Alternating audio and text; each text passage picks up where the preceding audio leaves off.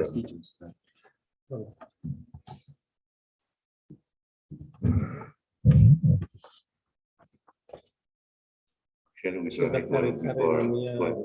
That would be the aim, right? Yeah. So I hear that we still have to decide a bit who will co-steer with Damiano.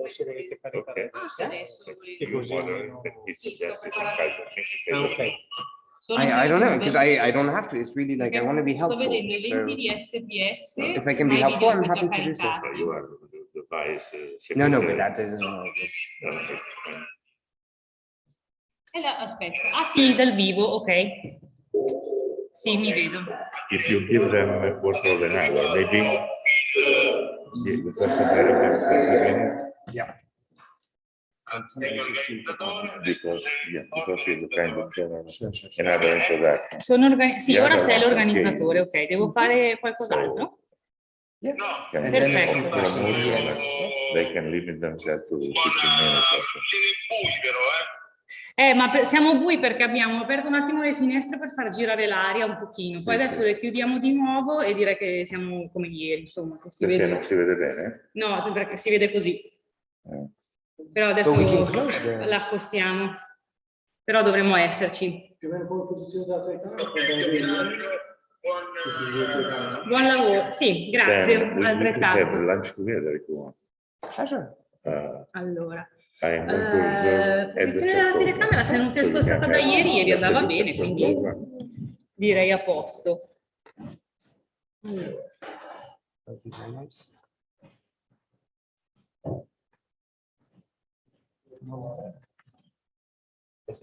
No? Penso che sia. Sì. Quella non rimane a metà, poi o si apre o si chiude, da sola, no? Perché ieri ero seduto lì e si apriva da sé. No, nel senso che... Adesso si vede, no? Sì. Va benissimo. Grazie. Se vuole darmi la chiavetta che comincio a mettere qui, così poi è già pronto sullo schermo.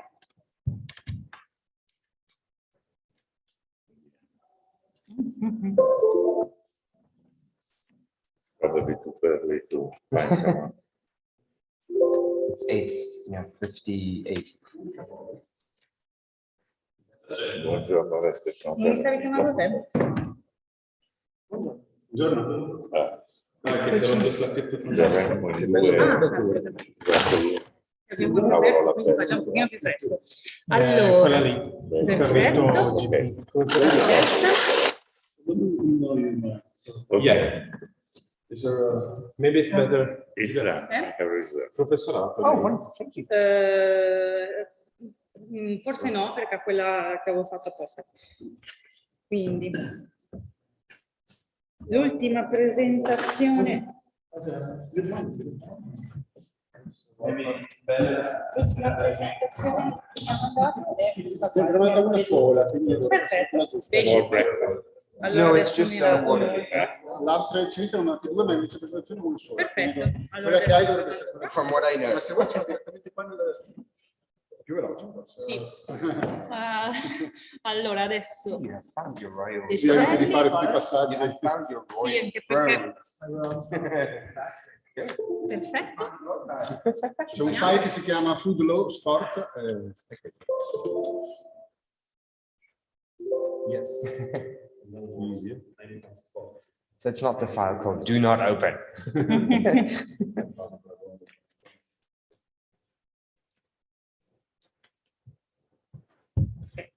Io in materia che sempre disattivarlo, ma ne avete di tutte per va bene sempre. Grazie mille. Perfetto. Sì.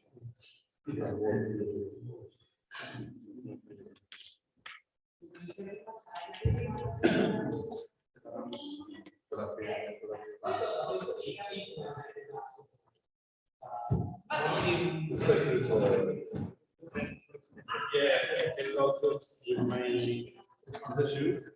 No, I'm here. an iPad or something, but maybe it is. No.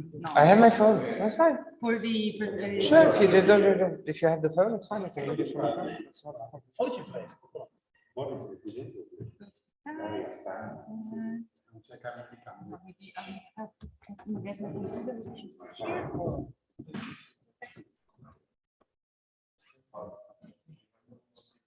Because I think the bios are a little long, right? Yeah, I believe it is better, but also can use my computer. No. It's fine. No, I didn't even bring my computer. No, che questo No, è lo it's just stesso a che matter strange, of- ma eliminare il backstage. Can you help me moving Sure, that yeah. one on that table? On the table? That one. All right. Giulia Denz, la prima professoressa. Sure, okay. Yep. More? It'll be easier. Thank you.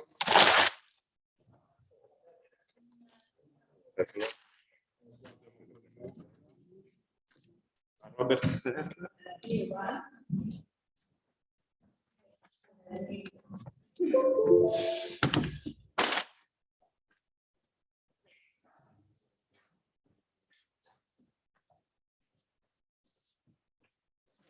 Good morning, Professor. I see you have connected. Yeah. Van der Meulen. Si è collegato stamattina? Sì. Gentile. La parte sua. sì, aveva scritto ieri sera che sarebbe qui. Si vede che gli è piaciuto.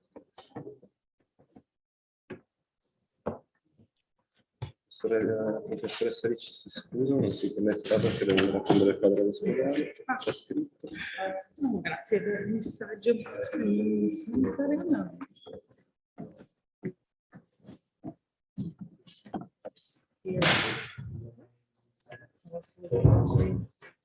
Okay. Okay. Well, worst case, I can just read the first one from the computer. Yeah, maybe in the meantime, I can go and print it. You don't for need the to other print it. ones. If you can just send it to me, it's fine. If I have like that, it's fine. Unless if you have internet. That's a good question. Looks like it.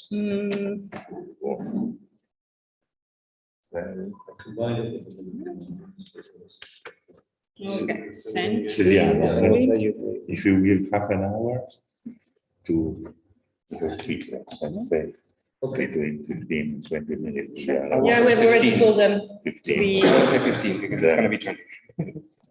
Between 11:30 and 11:45, we should have. Sure. Didn't get it yet. But it's fine. No, you didn't get it because it was connected to the wrong. Oh, that's Okay. okay. Please. No, it should be fine, hopefully. Yeah. Perfect, Not yet, but. but still it's coming.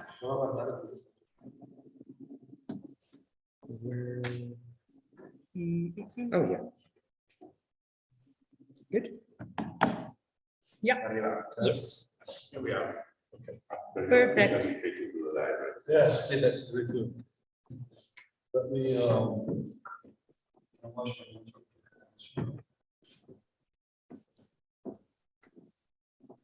Okay.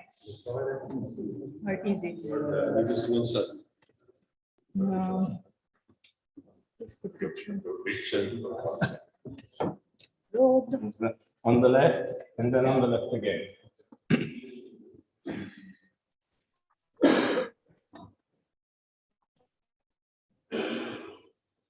Okay.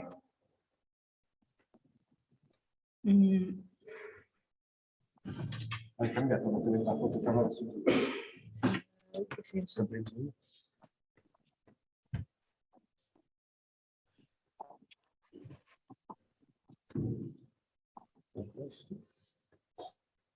Facciamo la presentazione di Roberts.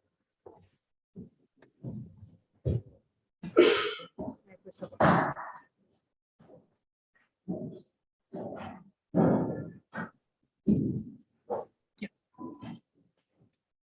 Io faccio così, intanto vado la prima, come volete, ok, you are the first one.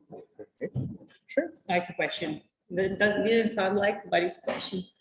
And maybe in the meantime, I can print. If you want, but really don't. If you can read it. I think I can read it. Okay. I mean, it may not be the best, but I think it will be. Oh, but I can do it No. for all the other ones. I can print a copy.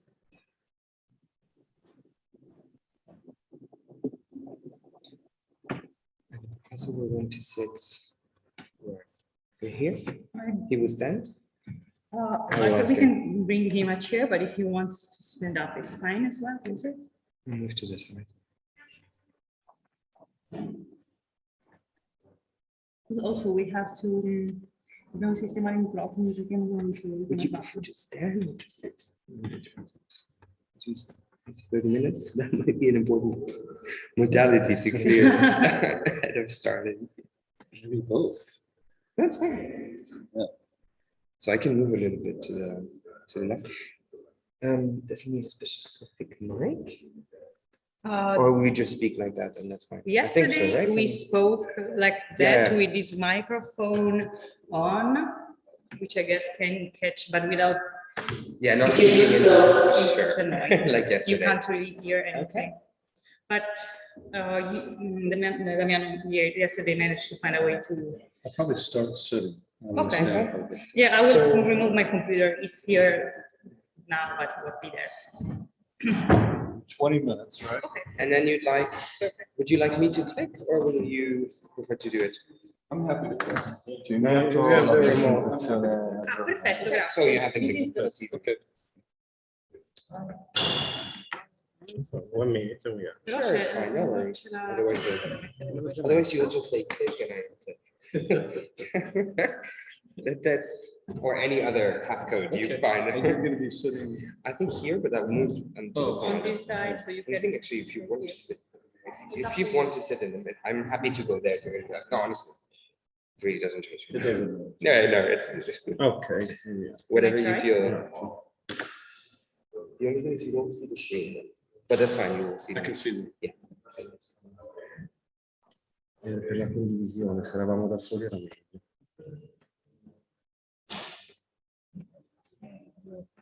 Adesso facciamo. Devi risponderlo da qua.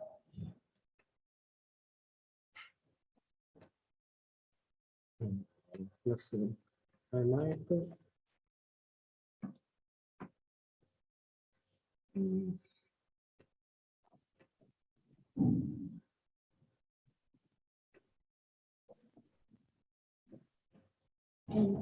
Yeah, it's working. Good. Perfect. Thank you so much. Okay. And the microphone? Il microfono? È abbiamo- spento? Quello Quello è acceso. Non mi ricordo è un po' panoramico. Ok. Okay. So I have the pleasure to introduce the panelists who will be giving the introduction for today's last day of this very interesting Congress. Just before doing so, I just wanted to share also a short word by the Secretary General of the Academy, who is not able to be here today, but I'm really happy to be sharing his warm regards, and he's very, very happy that this conference is taking place in Pavia, thanks to the amazing work of the entire team led by Professor Giuseppe Franco Ferrari. So without further ado, in order to keep the strict schedule that we have in mind for today, I introduce to you the speaker who will deliver this first longer introduction to the topic of today. This panel is, as you all know, entitled Looking Forwards, Stakeholders' Perspectives. And in order to look forward, we also need to take a step back and consider the history of international food law. And for that, obviously, the best speaker is Professor Michael Roberts, the founding executive director of the Resnick Center for Food Law and Policy at UCLA School of Law. He taught the first food law and policy course in the United States in 2004 and served as the leading force in the development in 2005 of the first scholarly journal, the Journal of Food Law and Policy, devoted exclusively to the field. He's the author and co-author of several relevant books on food law, and moreover, he's a research fellow for Renmin University, School of Law Center for Coordination and Innovation for Food Safety in Beijing. He is an adjunct professor of law for East China University of Science and Technology in Shanghai, and he contributed to the creation of a partnership between the Resnick Center and the United Nations Food and Agriculture Organization, FAO, as you all very know. And without further ado, Professor, you have the floor to give us your introductory speech. Thank you for that very kind introduction. I'm delighted to be here and in this beautiful and appropriately solemn venue. And I'm just very grateful to have this opportunity to address you and to hear the rest of the presentations today. I thought that I would start by outlining just a little bit about what my current academic pursuit is. I have always been forward thinking. That's one of the reasons I was attracted to food law.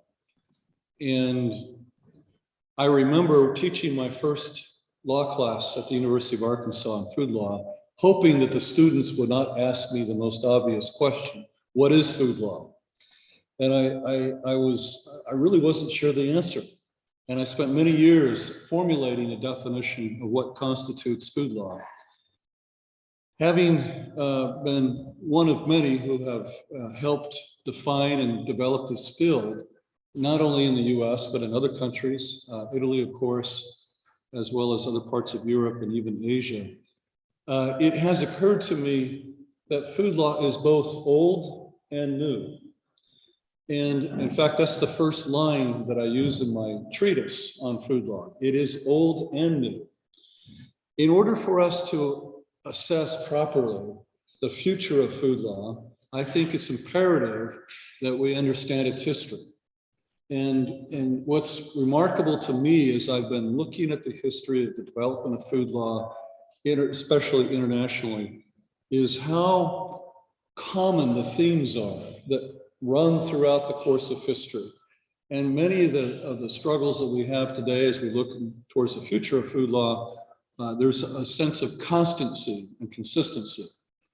And I think that should become clear as I move forward here. In my current work, I am near the end of editing a new book on international food law called the Research Handbook on International Food Law that will be published by Edwards Elgar. Once I finish that book, the plan is to start a companion edition to a series that the publisher wants to publish on all of the agencies of the United Nations. And the book that I will draft will look at the Food and Agriculture Organization, FAO. I'm also, which is, by the way, the largest and, of course, oldest agency of the United Nations.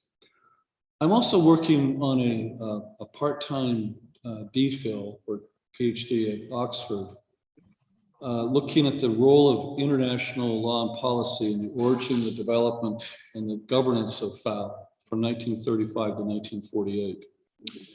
This has been precipitated by a partnership that our law school has with FAO, as was mentioned in the introduction.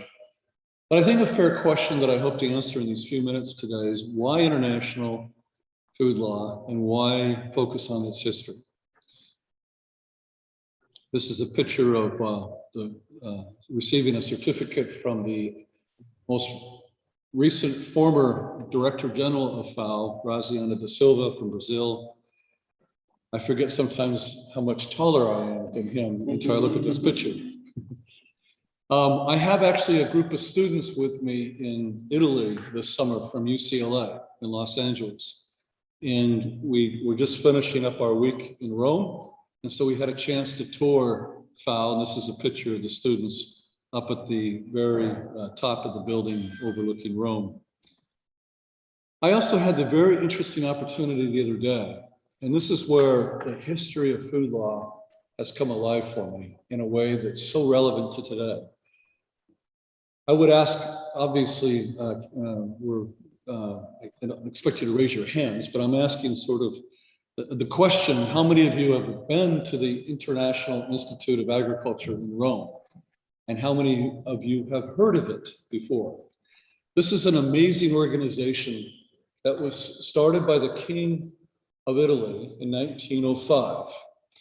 And it was spawned from the idea of a person named David Lubin from Sacramento, California. And it took David Lubin several meetings, being rejected by the United States, being rejected in London and Paris, and finally finding a home here in Italy. And it was an amazing organization, and one that existed and was until FAO was created and was the predecessor to FAO. In fact, the library at the FAO is called the David Lubin Library. But we were able to meet in the building with the permission of the Italian government, for which I'm very grateful, and convene a class in that building. So this subfield, as I call it, the history of international food law, to answer the two questions that I just posed, why international law and why food law? International food law is really an extension of food law scholarship, something that I've been involved in for many, many years. It reflects the growth of food law. As we look at the global food system, however we may define it, I think it's imperative that in order to meet the changing needs of an evolving global food system, which issues include hunger, dietary disease, climate change, environmental degradation, and equity concerns, that there is a need for international law around food to address these problems in two ways. One is addressing the issues directly, and secondly, I think through comparative law. I'm amazed at how many different ideas are spawning around the world when it comes to food law. Everything from front of pack labeling on a food label in South America and various countries to a tax on sugar-sweet beverages in Mexico, for example. There are various ideas and opportunities for sharing of information. And then finally, the need for historical analysis, I think, of FAO and its relationship to food law and governance. FAO, of course, is the international organization that offers some semblance of governance. In the development of this subfield, I have developed a number of different themes. And these themes are most evident in the doctorate work that I'm working on at Oxford, as well as projecting into the future.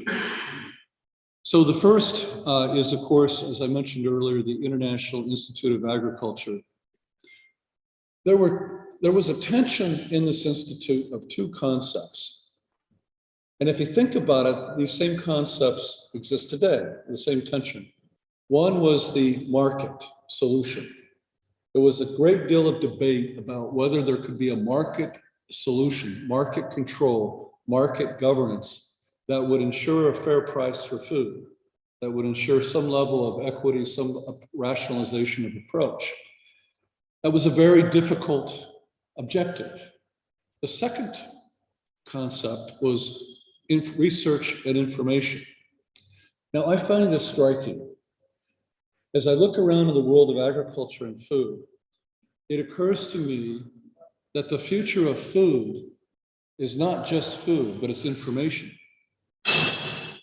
As we've encountered, for example, climate change, the ability to understand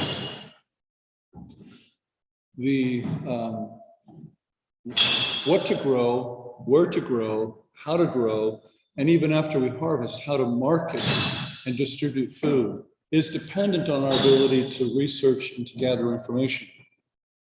The development of artificial intelligence, AI, has profound implications for food. The further development of the composition of food, whether through gene editing or nanotechnology or whatever it might be, is certainly part of the future of food. The question is, who's going to own that information? Who controls the information? Can we democratize that information to make it available? Anyway, that's just a short point of showing the relevancy of an idea that started an international organization long ago that still exists today. A second point is, or part of the theme, is the League of Nations Mixed Committee on Nutrition. I was communicating recently with one of the early officials of FAO, and he told me not to underestimate the importance of nutrition that was being discussed at the time of the development of FAO. And that was actually led by the League of Nations, which was, again, a predecessor to FAO itself and to the United Nations. Important work was being done at that time. In fact, Professor Black from Harvard wrote an article at that time referring to it as the new food movement, that nutrition was playing that role. A third theme is the Hot Springs Conference in 1943 that was hosted by Franklin D. Roosevelt. Credit goes to Eleanor Roosevelt, who was able to convince the president and others of the importance of this emerging idea of having an international organization to help regulate food. This Hot Spring Conference demonstrates the importance of politics, the importance of bringing countries together and developing consensus and an idea. Fourth was the establishment and organization of FAO in 1945. Again, the themes of this establishment were very similar to the themes that existed in the organization of the International Institute. What strikes me about the organization of FAO is that you had an issue that directly related to that market concept arise that led to the resignation of the first Director General, John Orr. His proposal was that there be established a World Food Board. It was a radical proposal. It was a proposal that would consist of bringing experts together to, again, control the markets, control the price, and have some semblance of rationality in the distribution of food. That proposal was rejected largely by the United States and by the UK as something that would be a threat to free trade, which became the emerging value of the organization around FAO and the emerging value of the globe when it comes to food. But that idea and the rejection of the idea sort of helps me wrap my mind around a theme, which could be pathways not taken at that time from FAO, and which really defines our modern era of food regulation. Next would be the development of GATT. And GATT in 1947 demonstrates the primacy of trade and the rules of trade, which were intended to ensure free trade and to make sure that a single government's regulation would not impede trade. There were rules that were formed and framed. The next point of the thesis would be the connections to the World Health Organization in 1948 and other international institutions. FAO did not work in a vacuum. Its relationship to other organizations, such as with the World Health Organization, led to the development of the Codex Alimentarius Commission, which sets standards for food around the world. A very underappreciated organization. Most consumers have no idea how their consumption of food can be impacted by the work of Codex Alimentarius Commission, whether it's through the quality of food, the safety of food, or even the labeling of food. So, and then finally, and I want to say one more thing about standards, that I think the history of standards development is something that really needs to be explored. And that's something I intend to do in my work here, is the concept of setting a standard, an international standard for a consumer product, is something that we take for granted today. But where did that concept come from? How did it evolve? How did it develop? And how was it framed in the Codex Alimentarius Commission, especially as it relates to trade? I think it's a very interesting history. And then finally, the final point that I would end my focus for at least the work at Oxford would be the recognition of the right to food in Article 25(1) of the 1948 Universal Declaration of Human Rights. And so we move from this sort of focus on trade into this recognition of human rights. And all of these developments, one by one, really set the context and the framework, I think, at least that mirrors the framework. Whether it caused it, I'm not exactly sure at this point, but it certainly mirrors the framework that we have today of food safety regulation, food labeling, nutrition regulation, as well as food security, and increasingly so human rights and equity issues. So this is, I think, a very interesting historical development, one that I'm very pleased to be part of. And so real quickly, the gap that I've outlined a few things. I'll just take just a minute to quickly gloss over these. But the gap between the aspirations and the reality of limited governance. Again, pathways not taken. FAO and the Institute aspirations were up here. The actual reality was settled somewhere beneath. The interplay between the formation of modern notions of cooperation, sovereignty, pluralism, and international law are all at play here. How the tensions of the first two aspects, cooperation and sovereignty, how they have contributed to tensions in this emerging framework between trade, nutrition, and food security. These are not, these frameworks interplay with each other in a way that create tensions. And how FAO's emergence reflected and shaped power dynamics between stakeholders and how it perhaps exacerbated inequalities. In other words, the notion of colonialism.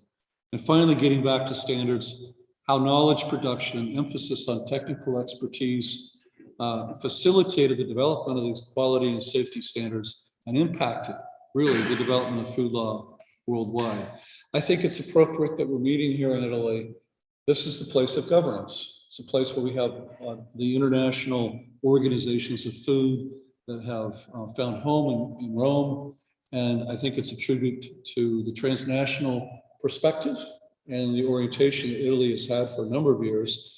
And it's an important history that I think creates a lens by which we can look towards the future and help determine solutions to problems. Thank you.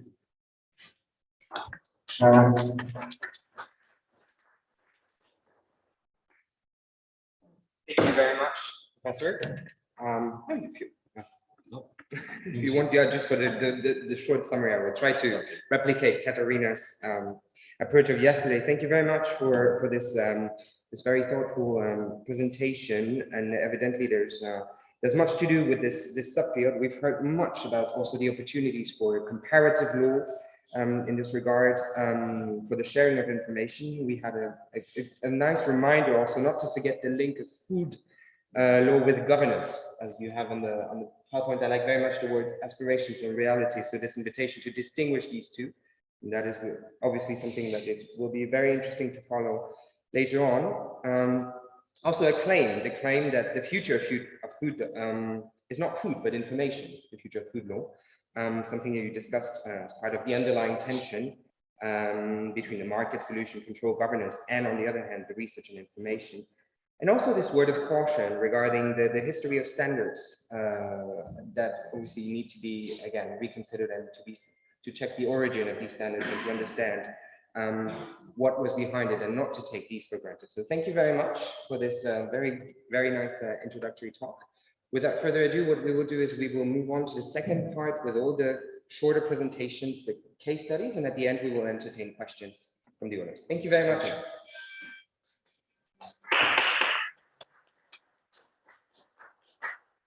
So I will call to the floor Dr. Massimo Marino.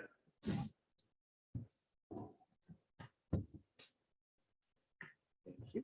Okay, thank you. Do you La presentazione sul computer, Ok. cioè sullo schermo.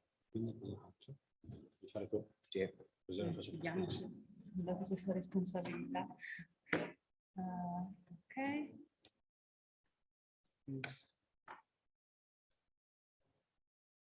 So maybe while we are setting up the presentation, let me start with the introduction of Massimo Marino, who will help us to move on. So Massimo is an environmental engineer and PhD in life cycle assessment. Massimo has been working on sustainability for decades, and he's the co-founder of Life Cycle Engineering. In July 2021, he founded Perfect Food, a company that aims to communicate and incorporate sustainability in the agri-food sector. He has also been the manager of the technical committee of the International EPD system. So I had a bit of a chance to talk with Massimo before about sustainability, so I'm very eager to hear his presentation. Yeah, yes, I am. And the article at the beginning. Okay, okay. Thank you. Okay, just a test if it works. How can I change the slide? Like this? Oh, okay, but I will do by computer. Otherwise, altrimenti cos'hai nel telecomando? Okay, but so. Ok. Oh, Can you change it like that? Oh, yeah. okay. No, but they are not moving here. Oh, no, No, it's, they're- it's working. They are? It's just a Okay, different so way. delay. Very Okay, nice. great. So thank you very much. I go directly to the presentation. What I would like to present is three most important points about sustainability of food. The first point is that I am an engineer, so it's I think quite far from the law, and that's why I will speak about technical aspects. And the first step will be about the sustainability, because I would like to stress a little bit more the concept of sustainability, and then I will go to the impact of food. The first point is that when we speak about sustainability, we have not to think about that. It is not a matter of the beer that have no ice. This is an old vision of sustainability. I started to work on sustainability more or less 20 years ago. And when I was young, I remember that it was quite difficult to explain to my parents why I studied sustainability. And they said me, okay, you work for the beer, you work because you have to sort the wastes. And I think it's an old vision, because now, and it is also an old vision to say we have to save the planet, because we don't need to save the planet, because the planet doesn't need us. So we have to work because we have to save the human species and not the planet. So I think it is quite important to say that we are not here to speak about sustainability like an ethical aspects or something less, something similar. Of course, I am very, I love the environment, so I don't want to say that we have not to take care of the environment, but if we speak about business, because we work with a lot of companies, we have to think that we don't need to save the planet, but we have to save the human species. And what if we go to the market? We always see a lot of representation of sustainability. You know, for sure the SDGs. You know, for sure the three circles in which we have environment, society, and economics, and the sustainability is the center of these circles. But I prefer another presentation, which is the donut economy. I don't know if you never see it. Is a representation of an economist. I think is an English economist. She's Kate Raworth, and she said that the sustainability could be represented as a donut in which you have the environment at the end. I mean, like a circle. The biggest circle is the environment. In the center, you have another circle, which is the social aspects. And in the center, between the social aspect and the environment, you have the space for the society and the economy, etc. If we stress the environment and we stress the economy, the social aspects, we will have a very, very little space to work and to live. And if we think, for example, what happens in the last year, and we think about the wheat on the sunflower oil, for example, you know that Ukraine is one of the the most important place in which sunflower is cultivated. So we have a problem because we have the war, we have the climate changes, we have no water. So we have a lot of problem in the sector, no? Because we have the environment and the social aspects very, very close. So the economy have not so many space to grow. So I think the best representation for sustainability is that, and because the problem is not the problem of the environment, as we said, but it is our problem. We have a problem.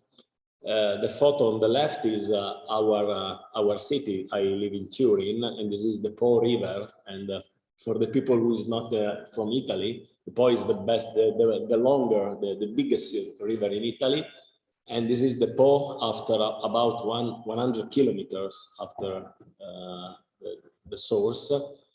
And I think this photo is some weeks ago. So you can imagine which is the problem. And the photo on the left, I think I have not to comment because it's a photo from last Sunday. You know that it was a very big drama in the mountains here in Italy. So I think it is not a problem of the environment. And always when I did a speech, I do a speech as today, I go to the newspaper to understand, to find some news, some quite interesting news. I'm sorry because it is in Italian, but I can comment very quickly. Yesterday, when I went to the newspaper, I saw that Sant'Anna, which is one of the most important mineral water producer in Italy, stopped the sparkling water producing because there were no CO2. So the problem is that there is no CO2 to produce sparkling water, and the problem is the cost of the energy, etc. So environment is starting to create some problem to the economy. So it is not a matter of to be ambientalist, people that take care to the environment, etc. But we have to take care to our economy. Some data, if you are not familiar with data about CO2, for example, CO2 is one of the most important problems, of course, but we have a lot of other problems like water, biodiversity, etc. But if we focus on CO2, it's quite easy to manage the information. These are the data related to the CO2 greenhouse gases emission from in the last 40 years. I have not to comment data, just to give you a picture on what is happening. This is the emission by sectors. The first one is the electricity and heat, so energy. It's quite interesting that, for example, agriculture is here. It is not one of the most important sectors, but it is quite important. So when we speak about food production, we have to take care that the food production is more or less, we have a lot of information, a lot of different interpretation, but from 15 to 20% of the global impact, it's related to the food production. So we have to consider it. But if we divide the emission per the person that lives the world, we have this interesting picture. This is the figure. This figure is the ton of CO2 per person in USA, China, Italy, and world. And we see that for sure, USA is one of the biggest producer of CO2 per. I don't know if the professor from USA is gone, but maybe he knows. One of the biggest producer. So we have to consider that the world is about 5 tons per person, and USA is about 15 now. China is about 6, 7, and they are growing. But the last data that I would like to say to show is quite interesting, because if we divide the emission per sector per the people that are in the world, we saw that one of the best sector is the agriculture, the green one, because the emission per person is downsizing. So I think that we can consider that agriculture is becoming more efficient in the years. So the emissions are downsizing is if we consider the agricultural production.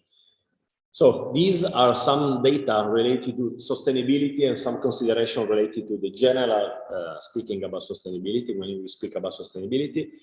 Now I would like to go on the food production and to give you some insights related to the food production and to the impacts of food production.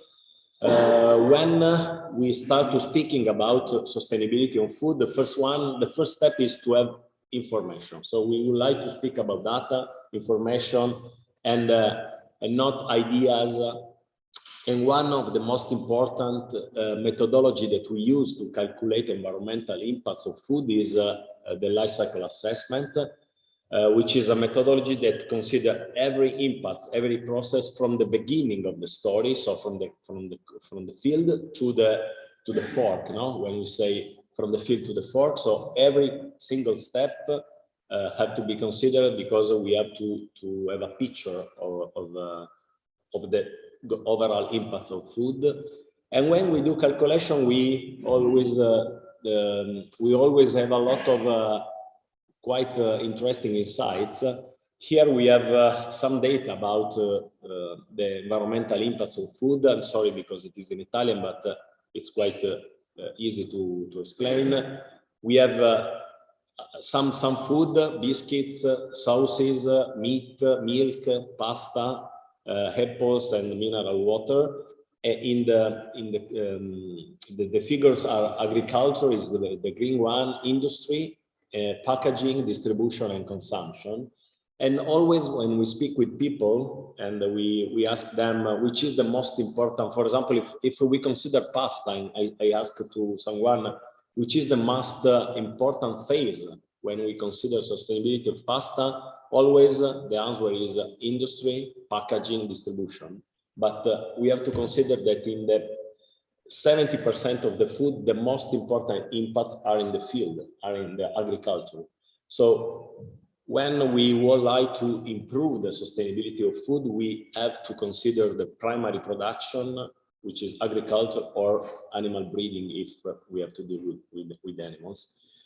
It is quite common for technical people, but when we go outside of the technical people and we go to, for example, the communication people, always they say, okay, kill the trucks or the packaging, but no, the problem are in the agriculture.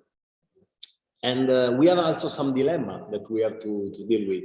For example, I have a lot of examples, but here I put just one or two examples. The first one is the eggs. If we consider the carbon footprint of an egg, for example, carbon footprint is the CO2 emission of a product, full life cycle, for example. And we consider three kinds of eggs production. The first one is the organic eggs, and the second one is the open cages, and the third one is the cages. We know that the cages is the best process if we consider the CO2. It's quite uncommon when we speak with people that are not technical. But if you think about that, you have the ants closed in a very small cages, so they have only to eat to produce cages. But the question is, do you think that is sustainable? Maybe we have some problem. Okay, this is one of the dilemma. The second dilemma is the transportation and the distribution. This graphical, I know that it's quite difficult because a lot of people say that it is you are too much engineer, but in any case, if we consider three kinds of food, the first one is fruit, the second is milk, and the third one is meat. And here we have the average impact of this food, fruit, milk, and meat. And here we have the impacts for the distribution of 500 kilometers, 2.5 thousand kilometers, 12,000 kilometers, with different the way to distribute trucks, train, and ship. And we know that for the most cases, the transportation is a very small impact if we compare the impacts of the transportation to the impact of the production. So this means that if, of course, for fruit is quite different because the impact of fruit production is quite low. So it is important to the impacts of the distribution. But what I mean is that if we consider the global impacts of the food production, in the most cases, the transportation is not the big impacts.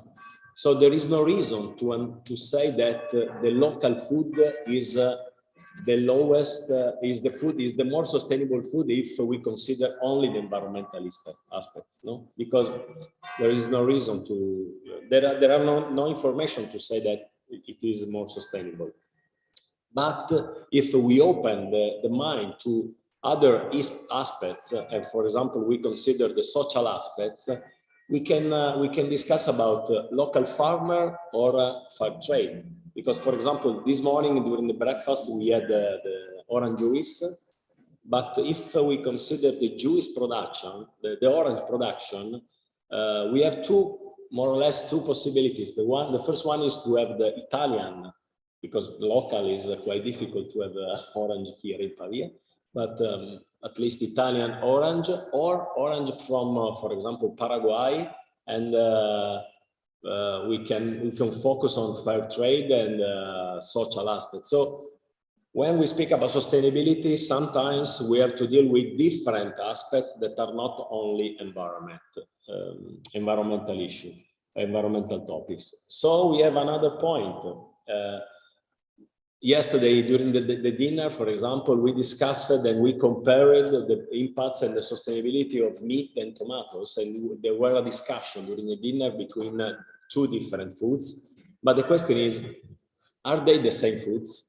They are not the same foods, because one is protein, another one is another kind of food, no?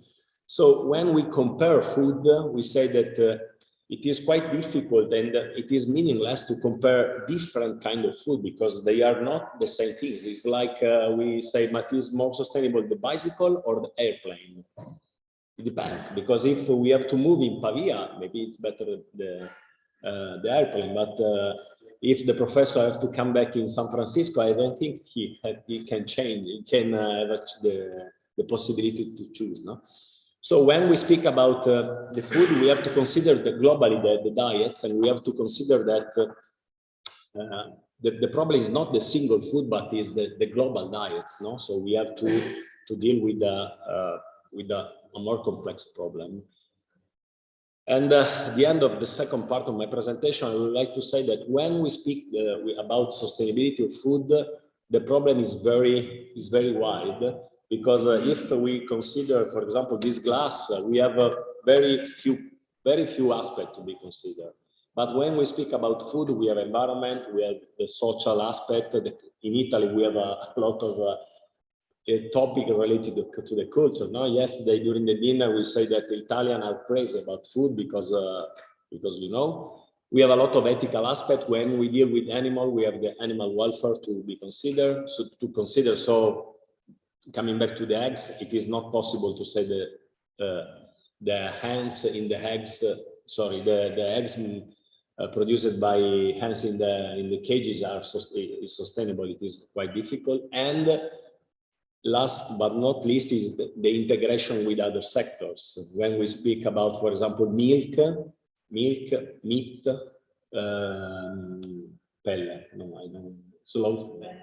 leather, sorry, it's a very integrated sectors. They are very integrated sectors, so it is quite difficult to say that a single food can be compared with another single food without considering the many relationship between them. So what's about the future? If we speak about the future, we have to consider some points before coming to the solution. The first one is the people. This is the situation of the population of the world. So starting from the 2000 years before Christ, and now we are facing the 9 billion. No? So we have to consider that.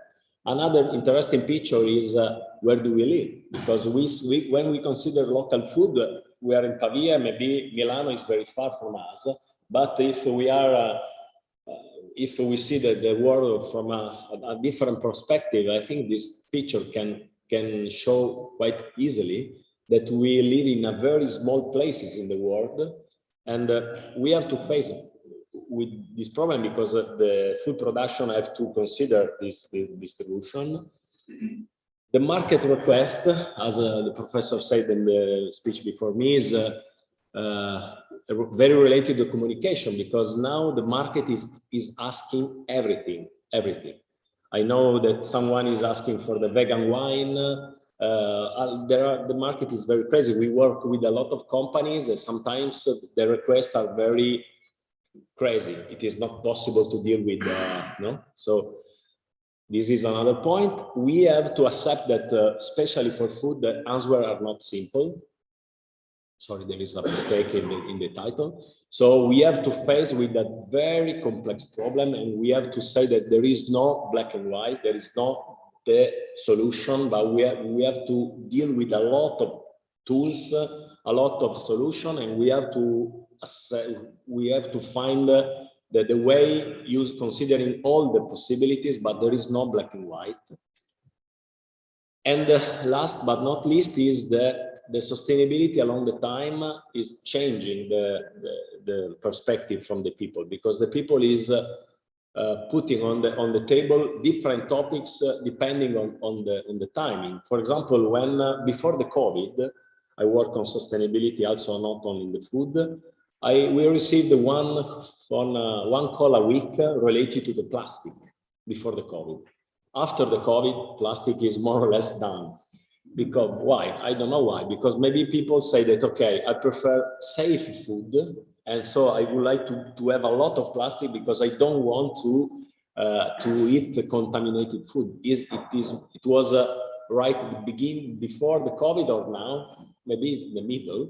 But in any case, the people is changing ideas, etc. For example, biodiversity is a problem that is becoming now important, but it is not so important. But okay, so these most important points have to be considered when we start with thinking about future. And I go very quickly to the end of my presentation, how is possible to improve the food production. We have more or less three general possibility. The first one is the technology, and we put together, for example, a farmer and an informatic, like an engineer. They do a lot of interesting things. No, so I saw a lot of drone tractors that move themselves. Is a lot of information that can help farmers to improve the use of, for example, fertilizers. So they give fertilizer only when the plants need it, etc. So first is technology.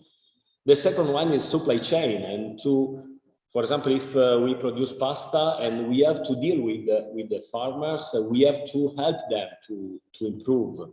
And for example, here there is a project between in the supply chain of wheat production, in which they say, okay, you need to plant flour because you need the insects to help the cultivation. So work with the supply chain is important. The circular economy, they will speak, Professor, he will speak more about that. But when it's funny, because when we speak about circular economy in many other sectors, it seems that circular economies have been invented 10 years ago. But when we go into the food production, maybe circular economy have been invented by Egyptian thousands and thousands of years ago, because breeding and agriculture are related, strictly related. So circular economy is the base of the food production. Examples: feed production. When we speak about feed, the green part is feed produced by products. So if we want to stress the circular economy, we have to stress, for example, the use of byproduct in the feed. And sometimes we have some problem with the law, because it is not always possible to do that. So here we are in the right place to speak about that. We have, of course, the novel food. But we have some problem about law, about maybe marketing and communication. We have a plant-based. So we have the possibility to produce protein using not only animal and animal products. I think they are not competitors, but they are part of the same picture and the same landscape, and we have to put all these possibilities together to find a solution. There is no black and white, but we have a lot of possibilities.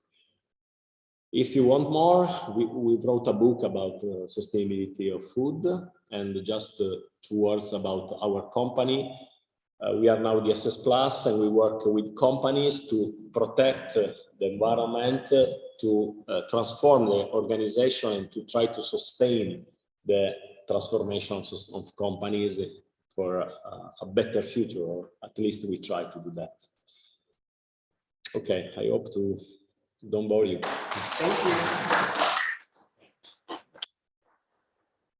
Thank you very much for the presentation. So we'll keep in mind, so I'm sure Professor Mancuso would have loved the donut image for those who were here yesterday about the language presentation. And obviously the general call, very interesting. Again, as you said, I'm just picking up on the one journal that you brought up. I was just reading a bit at the same time, and I saw that apparently the reason why there's a shortage is because it's not really a shortage as a matter of like they want to give the CO2 for the water to medical institutions who need it apparently a bit more at this moment. So again, as you say, a call for not black and white approaches, nuanced, researched, and go a bit beyond the simple vision. Try not to compare just one and one, but have a more nuanced approach to all the issues and dig deeper. So thank you for that invitation and call. And we move on with the next presentation by Piero Manzoni. And obviously we'll have a general round after discussion. So, hello. Oh, sorry, That's fine. I will do it just as we did. finishing Take your time. Okay, perfect. So I'll give you just if you need. There we go. So Piero Manzoni holds a degree. Please feel free to.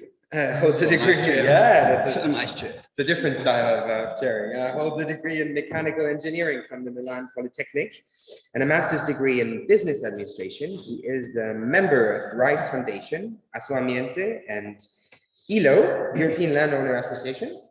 The pronunciation was okay. But today he's here because he's the co-founder of Symbiosi. Very nice name. Symbiosi aims at converting rural suburbs from agricultural deserts into enjoyable environmental producing areas to provide environmental services to nearby cities. The project has already demonstrated that biodiversity can be recreated even where human activities and urbanization has reduced it over decades. Ultimately, it shows how agriculture can exist alongside agricultural production, and a return to a natural landscape is possible and sustainable from all points of view, taking into due account the interactions related to ecosystem services, which are crucial for the social, environmental, and economical sustainability. The model is replicated in different sets worldwide. You have the floor. Thank you very much. Thank you very much. Thank you very much, and good morning to everybody. I have asked to change the agenda just because I have to leave the meeting before than expected. So far, sorry for that. First of all, I like so much the environment, but I like also a lot the air conditioning. So I think that here we don't have air conditioning. Yeah. So, but anyway, I think we can continue to save ourselves and protect the environment, also continue to use air conditioning. Depends only if we apply intelligent application, intelligent systems. Let me start with a joke. Some months ago, I asked to a very important Indian guru how you think we can reduce our carbon footprint. And he told me, it's so simple.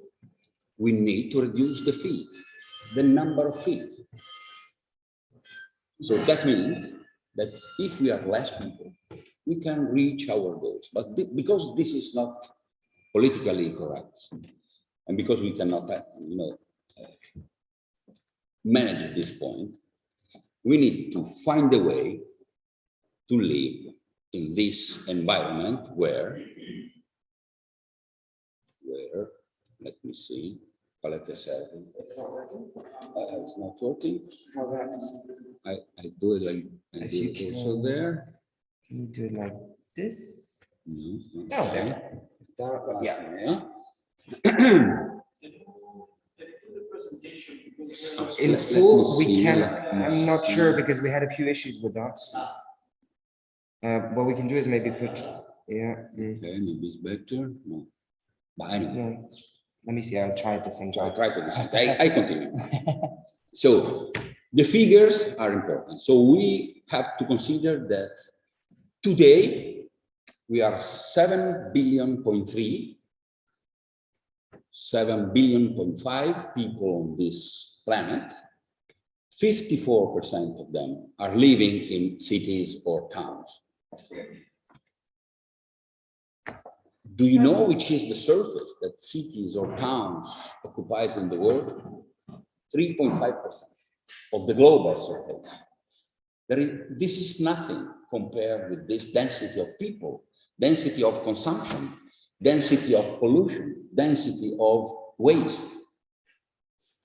In 2050, we will be, probably, because we are not able to reduce the number of feet, we will be 10 billion people. 10 billion people are forecasted living in towns and cities for between 70 and 80%. So this is even worse compared to today. How can we manage this density of population and consumption? If we consider the breeding farm also for that part of the business, we have to consider that we are concentrating everything. We are not, as in the past, spread on all over the surface. We are concentrating all the consumption, all the density in some small places that are the cities and the towns. The towns are sexy, of course. Young people want to live in the towns and in the cities. But the towns have also some critical point to solve. The first one is the food.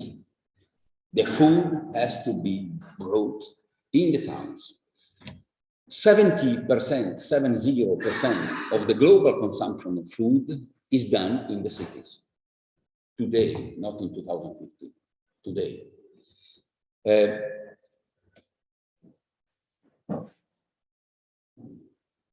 Other problem is the energy. This density in the towns has to be supported by the high level of concentration of energy. You cannot produce energy for this density in the town. You have to bring energy from abroad in the town. Other point are the waste.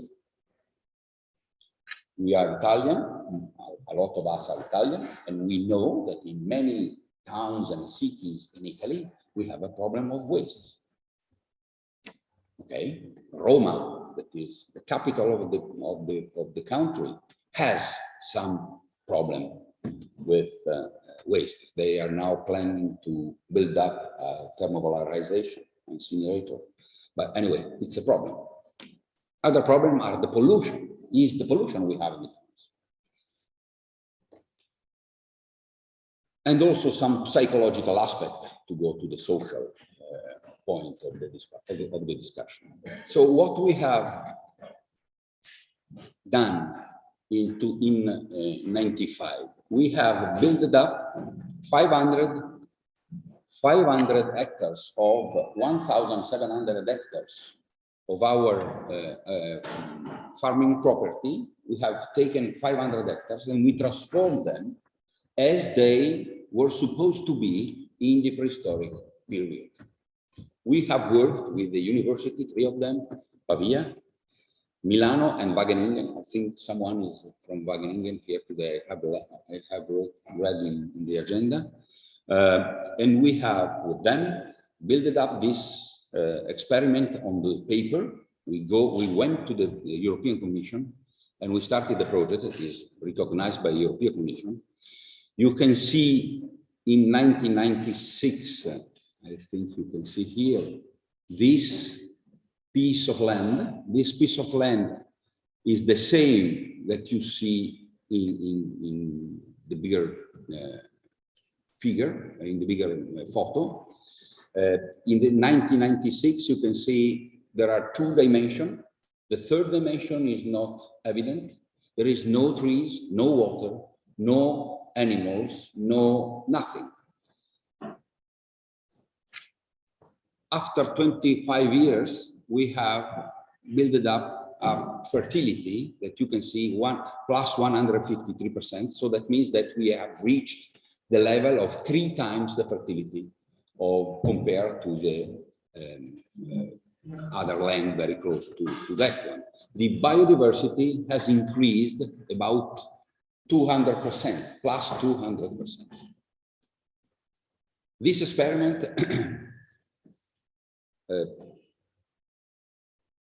for us was a very important lesson to understand how the nature can save and can optimize the use of resources. So we have understood the first point is that nature goes on through symbiotic approach and holistic approach. This is the first point. Nature is not saving one resources, damaging all the other. Nature is trying to keep all together. Second point, we have understood that biodiversity is very important. Biodiversity, because it's important, is important because the organic matter coming from the food life cycle of the biodiversity is a fertilizer, very important fertilizer for the soil. We have understood how the water behave in moving in the nature and so on. We have done 25 years of open lab experiment. We have extracted billion of data and billion of information. We have transported all this information in technology that we are now applying to the agri-food industry.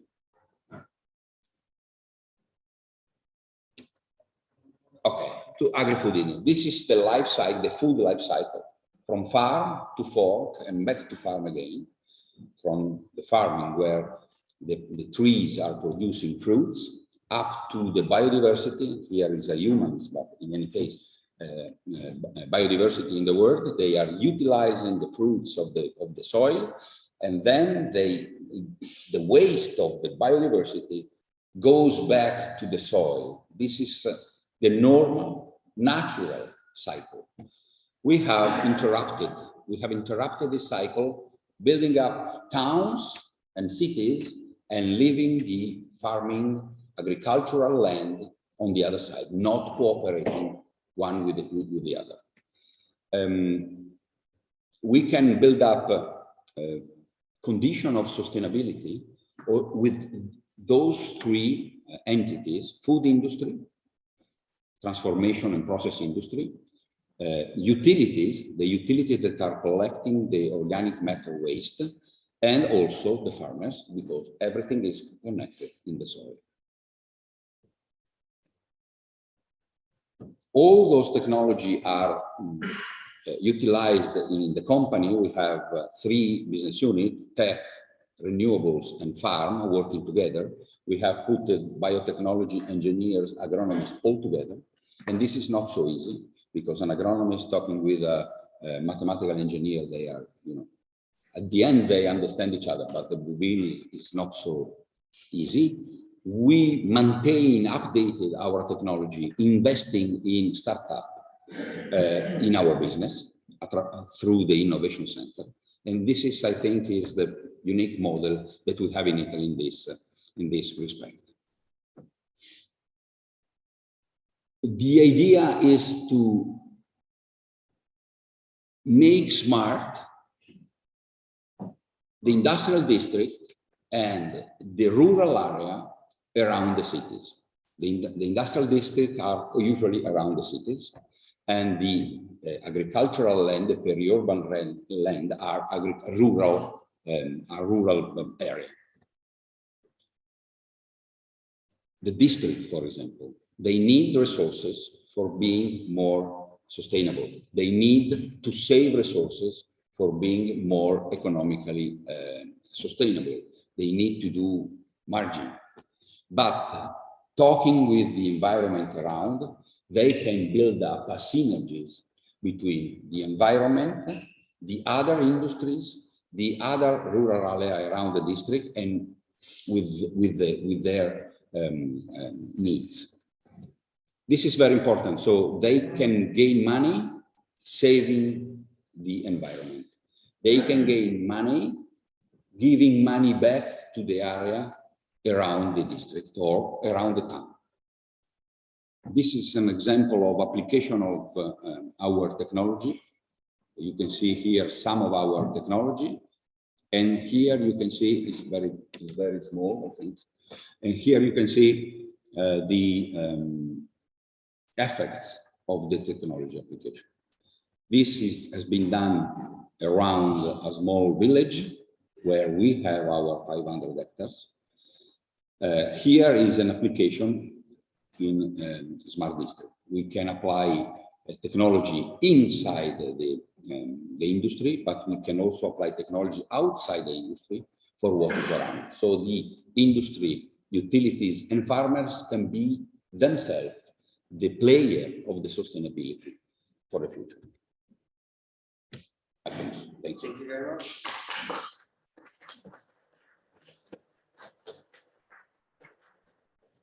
Thank you very much. Just as for the previous presentation, we will have a short Q&A at the end, and I call Giovanni Facchini to the floor.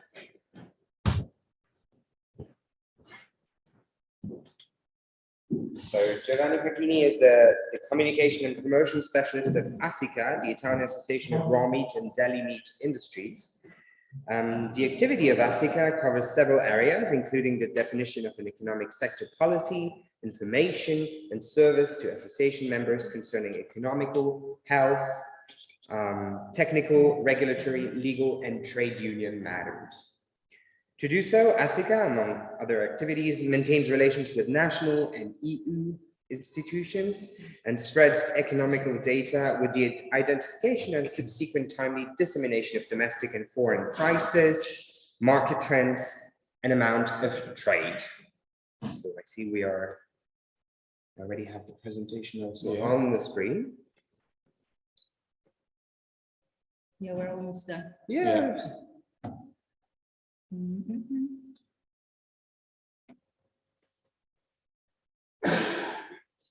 Ok, rimettiamo la condivisione. Come si fa a fare partire la... basso in destra. Ah, questa? Are you still on? Yeah. And condividi schermo. Yeah. Presentation. Just this one. No. That's Yeah, maybe that one. Okay. okay. Perfect. Thank you. Okay. Good morning, everybody. I'm Giovanni Facchini, and I work in communication and promotion department of ASICA. Before starting, I want to bring to you the greetings of the ASICA's director, Davide Calderone, who can't be here today with us. Today, I want to talk about fight against food waste between information and circular solution, according to the laws and rules that works in this field. But before starting, at first, I want to spend a few words about who we are, about ASICA. As we say, ASICA is the national representative association of producers of deli meats and pig slaughterhouses that works in the framework of Confindustria. ASICA states are a lot and covers several areas, including defining the economic policy of the sector and providing information and assistance to member companies in economic, food safety, regulatory and technical fields, as well as on legal trade union fronts.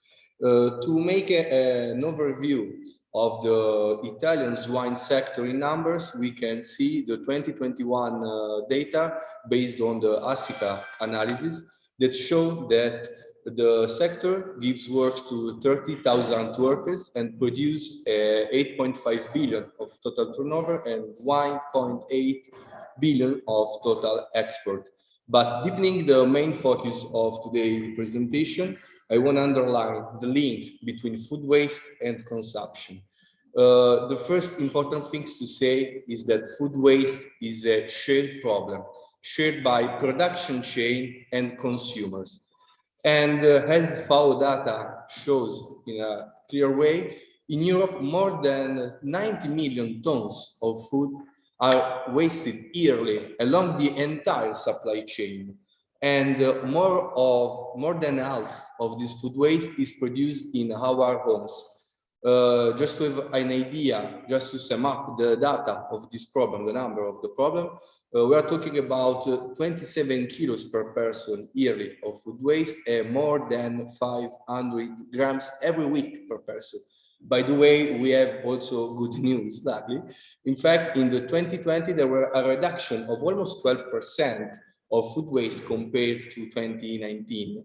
This is really, really important because the reduction of the amount of unused food is a focusing point for the economic and environmental benefits. But to discover the reason of the food waste, I wanna really show you an alcohol consumer research. So it's a survey conducted among consumers that had the aim to investigate the causes of food waste. And as we can see, there are many and different reasons. For the 15% of the answers, not well-prepared food is an important cause of food waste. For the 19%, the bad taste of food. And for 20% of answer, both prepared in excessive quantity, a badly prepared food is the most important reason. But what I want to highlight today is the last one, the 32% of answers of consumers that show that not consumed in time food is the most important reason of food waste. But what does it mean? It means that the limited knowledge of the different meaning between expiring date and date of minimum durability, DMD, is the main cause of food waste among consumers. Thanks to the European Regulation 1169/2011, we can see the way to express the term of consumption, the limit of consumption of food. We have two different ways to put label on to give this information to consumers. The first one is the expiring date, as we told, that is expressed by use by formula. And for the DMD, the date of minimum durability, the formula is best before end. Why this difference is important? It's important because in Europe, 10% of food waste is caused by the lack of knowledge between the different meaning of these two definitions. And it is the amount of this lack of knowledge is 22 millions of CO2 released into the atmosphere. But let's turn on a spotlight on the different meanings of these two definitions. For the DMD, best before end, we are talking about a product that guarantees the same characteristic if it's consumed by the date of put it on the label. But this doesn't mean that after this date, the product is not edible anymore or safe. It could be not edible anymore. We have to check the condition of the product to see how. Common sense will tell us if it should thrown away or not, checking the appearance, smell, taste of product.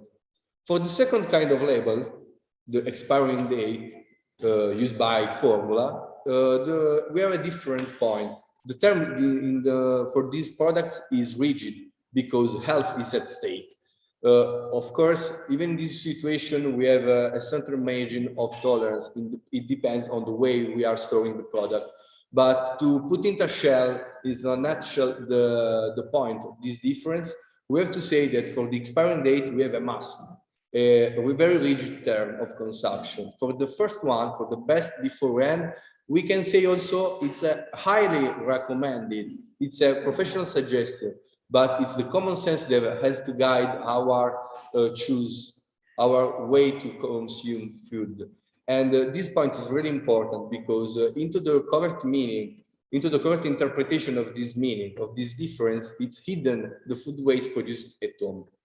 Now is the moment to underline and highlight the second problem, the second cause of food waste. We're talking about supply chain, production chain. For this point, I choose to highlight the regulatory possibilities for Italian companies in order to reduce or eliminate food waste throughout the supply chain. All we know that there are a lot of different regulatory possibilities, but I choose just 3 of them to underline and focusing on the 3 most important levels of production of supply chain. Just to give an overview of the most important rules and chances that laws gives to companies to work into a more sustainable direction. The first one is the European Regulation 68 of 2013, reuse of former food products in animal feed. There are various types of former food products that can be appropriately treated to become raw materials, useful raw materials, replacing some of the main ingredients used in feed industry, feed formulas. Food waste can be avoided if we use this kind of product as a resource, producing in a food safety way a resource for the feed industry. The second rule, it's an Italian law, the Decreto Ministero dello Sviluppo Economico of 23 of July 2016, in particular Article 23, the use of production of livestock waste for bioenergy generation. In fact, the construction of an aerobic digestion plant in pig farming allows the use of sewage that usually is considered like an environmental problem, transforming it in a resource for the production. The third one is another Italian rule, another Italian law. It's called Legge Antispreco, Anti-Waste Law, of 19 of August 2016, number 166. The aim is the law is as easy to understand as important. The aim is to reduce the food waste throughout the food chain, encouraging the recovery and donation of surplus products.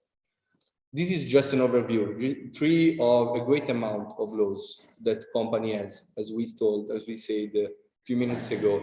But all of these 3 examples and others are included into the latest publication of ASICA that I want to underline today. It's called, in fact, Programma Sostenibilità ASICA, Sustainability Program of ASICA. Why this publication is important?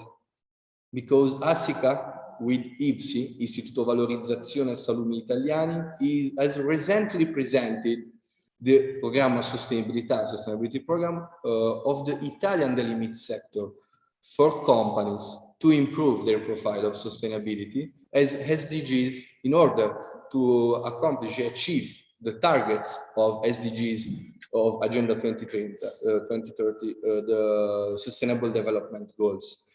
To sum up the targets of the publication, we can use these 2 bullet points. The first target of the publication, in fact, is to collect the main best practices of the sector that are useful and important for companies to improve the performance in terms of environmental, social, and economical sustainability. The second level, the second target of the publication is to highlight that the sector is proactive in the sustainability development. This is not easy, of course, but the sector really want to play an important part into this game. That is not a game, because our future is at stake. The publication focus that you can download thanks to the QR code on the right side on the slide or by the ASICA website. In fact, use and the 3 levels of sustainability: environmental one, economical one, and social one.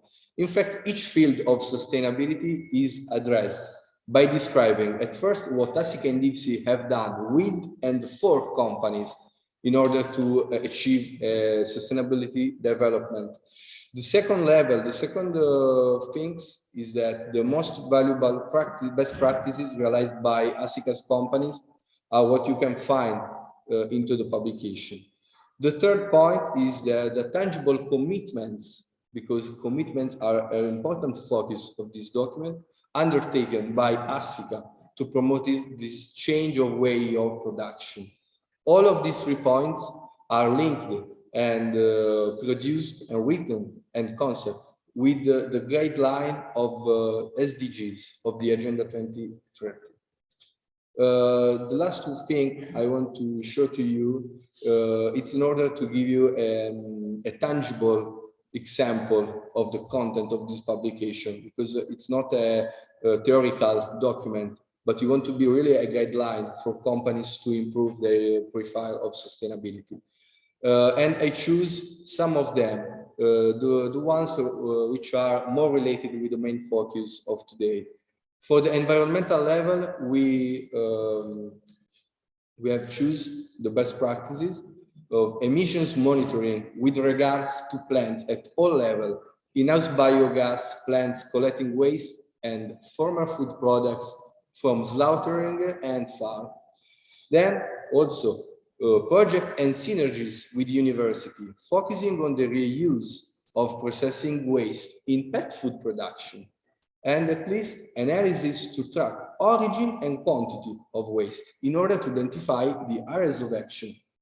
At economic level of sustainability, the most important best practice probably is the research and development for innovative solutions that have the aim to reduce the use of plastic and scale back the environmental impact of end-of-life packaging.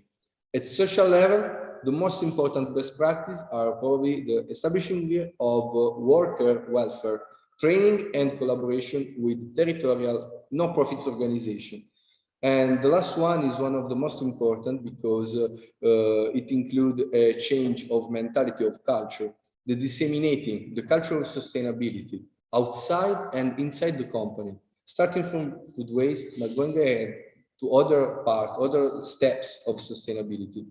What we want to say is that regulatory possibility for companies and the correct understanding of knowledge about the rules that defend the information for the consumer are the first step, important cultural and proactive steps that everyone has to do at all levels, company level and personal level, to improve the sustainability profile of our way to live. Thank you very much.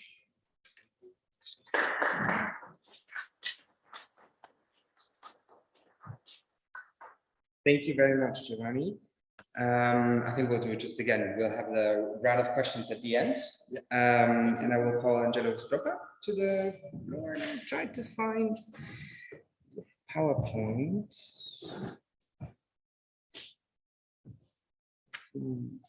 So now it's going to be the technical.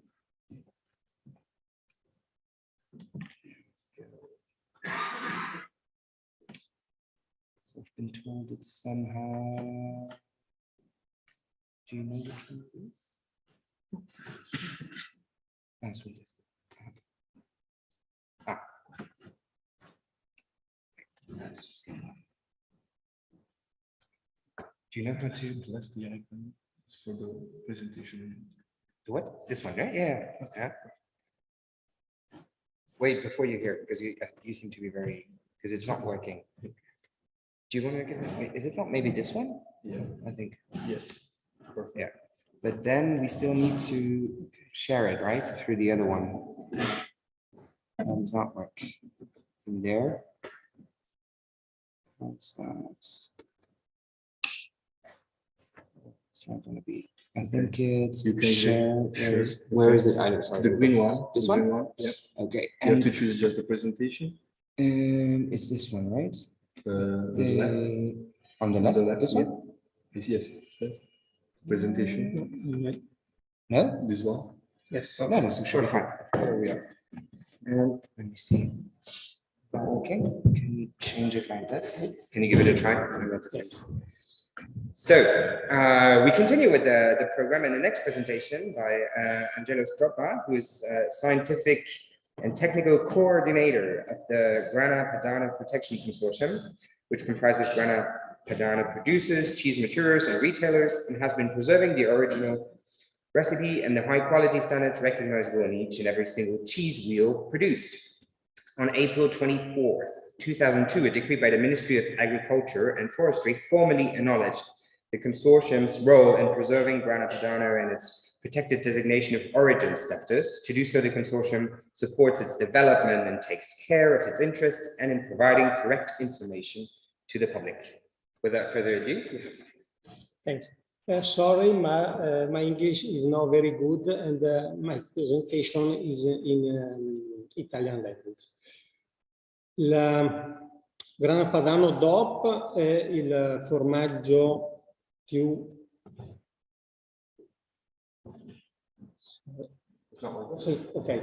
è il formaggio DOP più prodotto al mondo e anche pertanto più consumato. La sua produzione è concentrata lungo la valle del Po, generalmente si definisce sopra il Po, ma ci sono anche aree sotto il Po. Nonostante comprenda 5 province, 5 regioni del nord Italia e 33 province, la produzione è concentrata principalmente in 13 province. La sola Lombardia produce il 70% della produzione. Nel 2021 sono state prodotte 5.234.000 forme che presso 142 caseifici, con il latte prodotto da circa 4.000 allevamenti che vanno a produrre la cui produzione corrisponde a circa il 21% del latte nazionale.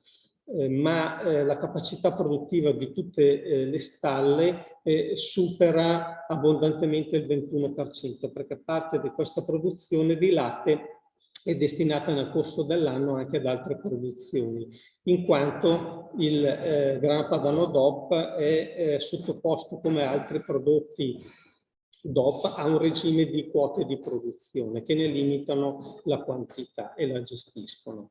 La normativa che gestisce le indicazioni geografiche ha avuto origine nel 1992 con la 2081. Grazie poi alla presentazione di documentazione, Grana Padano, come molti altri prodotti DOP, oggi DOP italiani, è stato riconosciuto nel 1996. Si sono susseguite comunque nella storia numerose modifiche dei regolamenti comunitari delle indicazioni geografiche e contemporaneamente, prima il 510 del 2006 e successivamente il 1151 del 2012, contemporaneamente si sono susseguite anche modifiche del disciplinare del Grana Padano DOP. L'ultima modifica è avvenuta, è stata riconosciuta proprio oggi con un regolamento comunitario di oggi che riguarda non tanto la produzione ma il marchio da presentare sulle confezioni. Un aspetto importante nei regolamenti comunitari: nel 2014 è stata pubblicata un'esigenza di legare ancora di più la produzione di un prodotto di origine protetta al territorio di produzione, vincolando il minimo dell'origine sul prodotto dell'alimentazione al 50% dell'origine del territorio. Noi siamo superiori al 60%.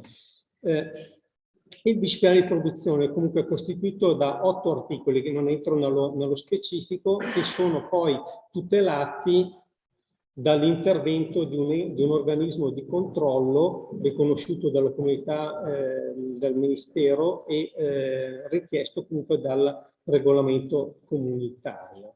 Fondamentale, il termine grana è un termine protetto in quanto riconosciuto dalla Corte di Giustizia dell'Europea già dal 2007 e recentemente anche a seguito di un'ulteriore sentenza del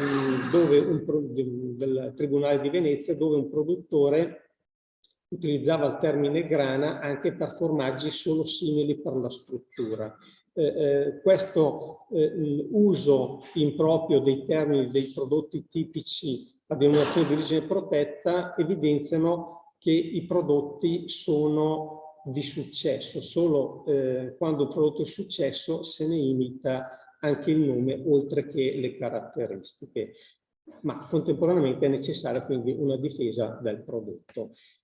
Scorro velocemente gli aspetti quindi che riguardano un po' la problematica specifica solo del grana padano, per poi passare a problematiche più generali legate al sistema del settore lattiero-caseario, non solo italiano.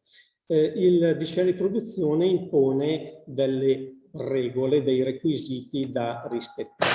Prima di tutto, essendo una filiera molto lunga che parte dalla produzione locale fino alla trasformazione e commercializzazione del prodotto, abbiamo il rispetto dell'alimentazione, che oltre a prevedere materie prime, foraggi e additivi per mangimi definite, deve essere la maggior parte, come minimo il 50% del territorio di produzione.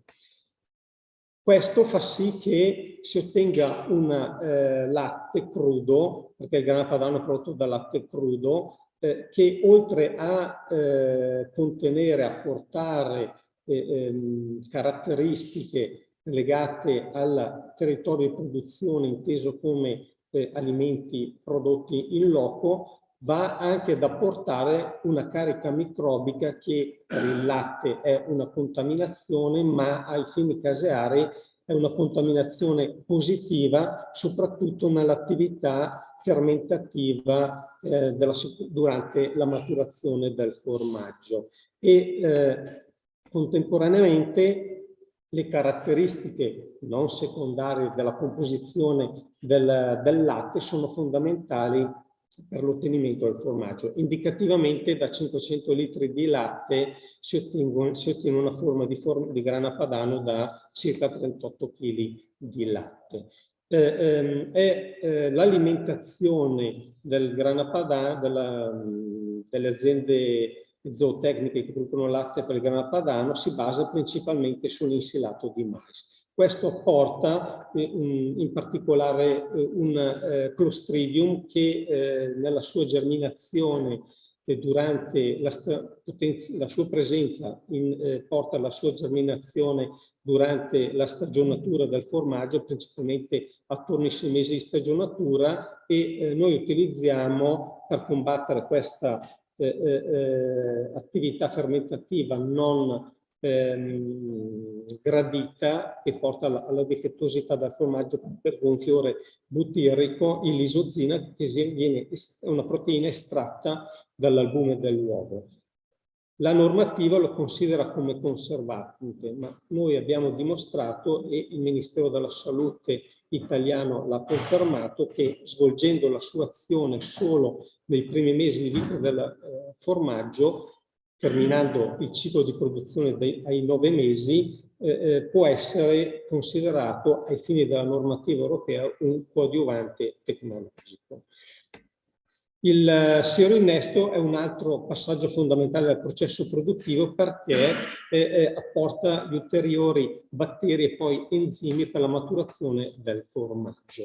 Il coagulante viene utilizzato il caglio di vitello, ma è in fase di è stata valutata scientificamente che l'utilizzo di un enzima da Rhizomucormiei, quindi microbico, potrebbe sostituire il coagulante microbico, aprendo nuove frontiere nel mercato del grana padano. La qualità del formaggio è definita dal disciplinare e il grattugiato, che è una fetta molto importante, perché il grana padano è un formaggio duro da grattugia, oltre che da consumo, ben il 35% della produzione viene consumata grattugiata, prevede la presenza di ispettori dell'organismo di controllo nella attività di grattugia.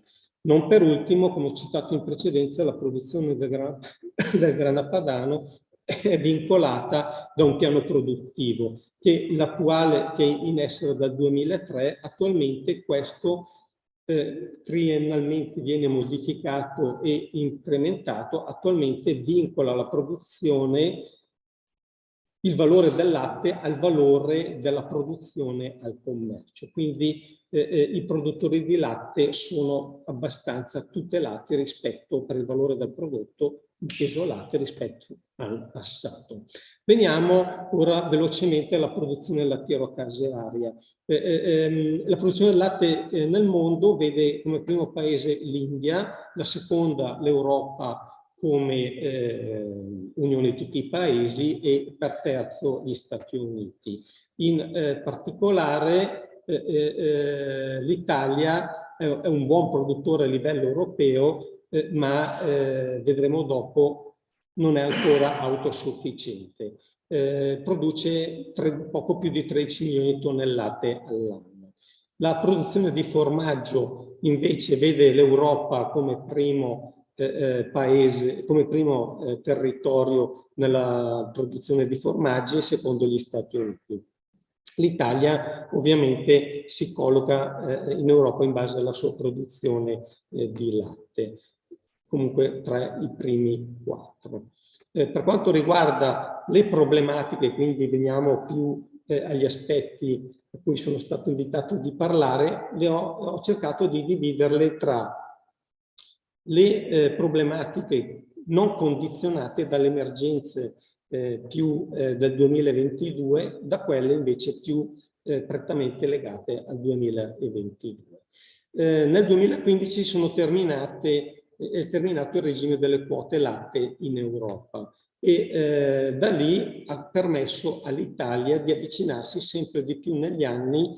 L'anno scorso abbiamo raggiunto un livello di autosufficienza vicino al 95%, quando siamo sempre stati inferiori, pari grosso modo a un 60-65%. Questo perché comunque il consumo mondiale di latte e di prodotti lattiero-casearia è sempre in aumento.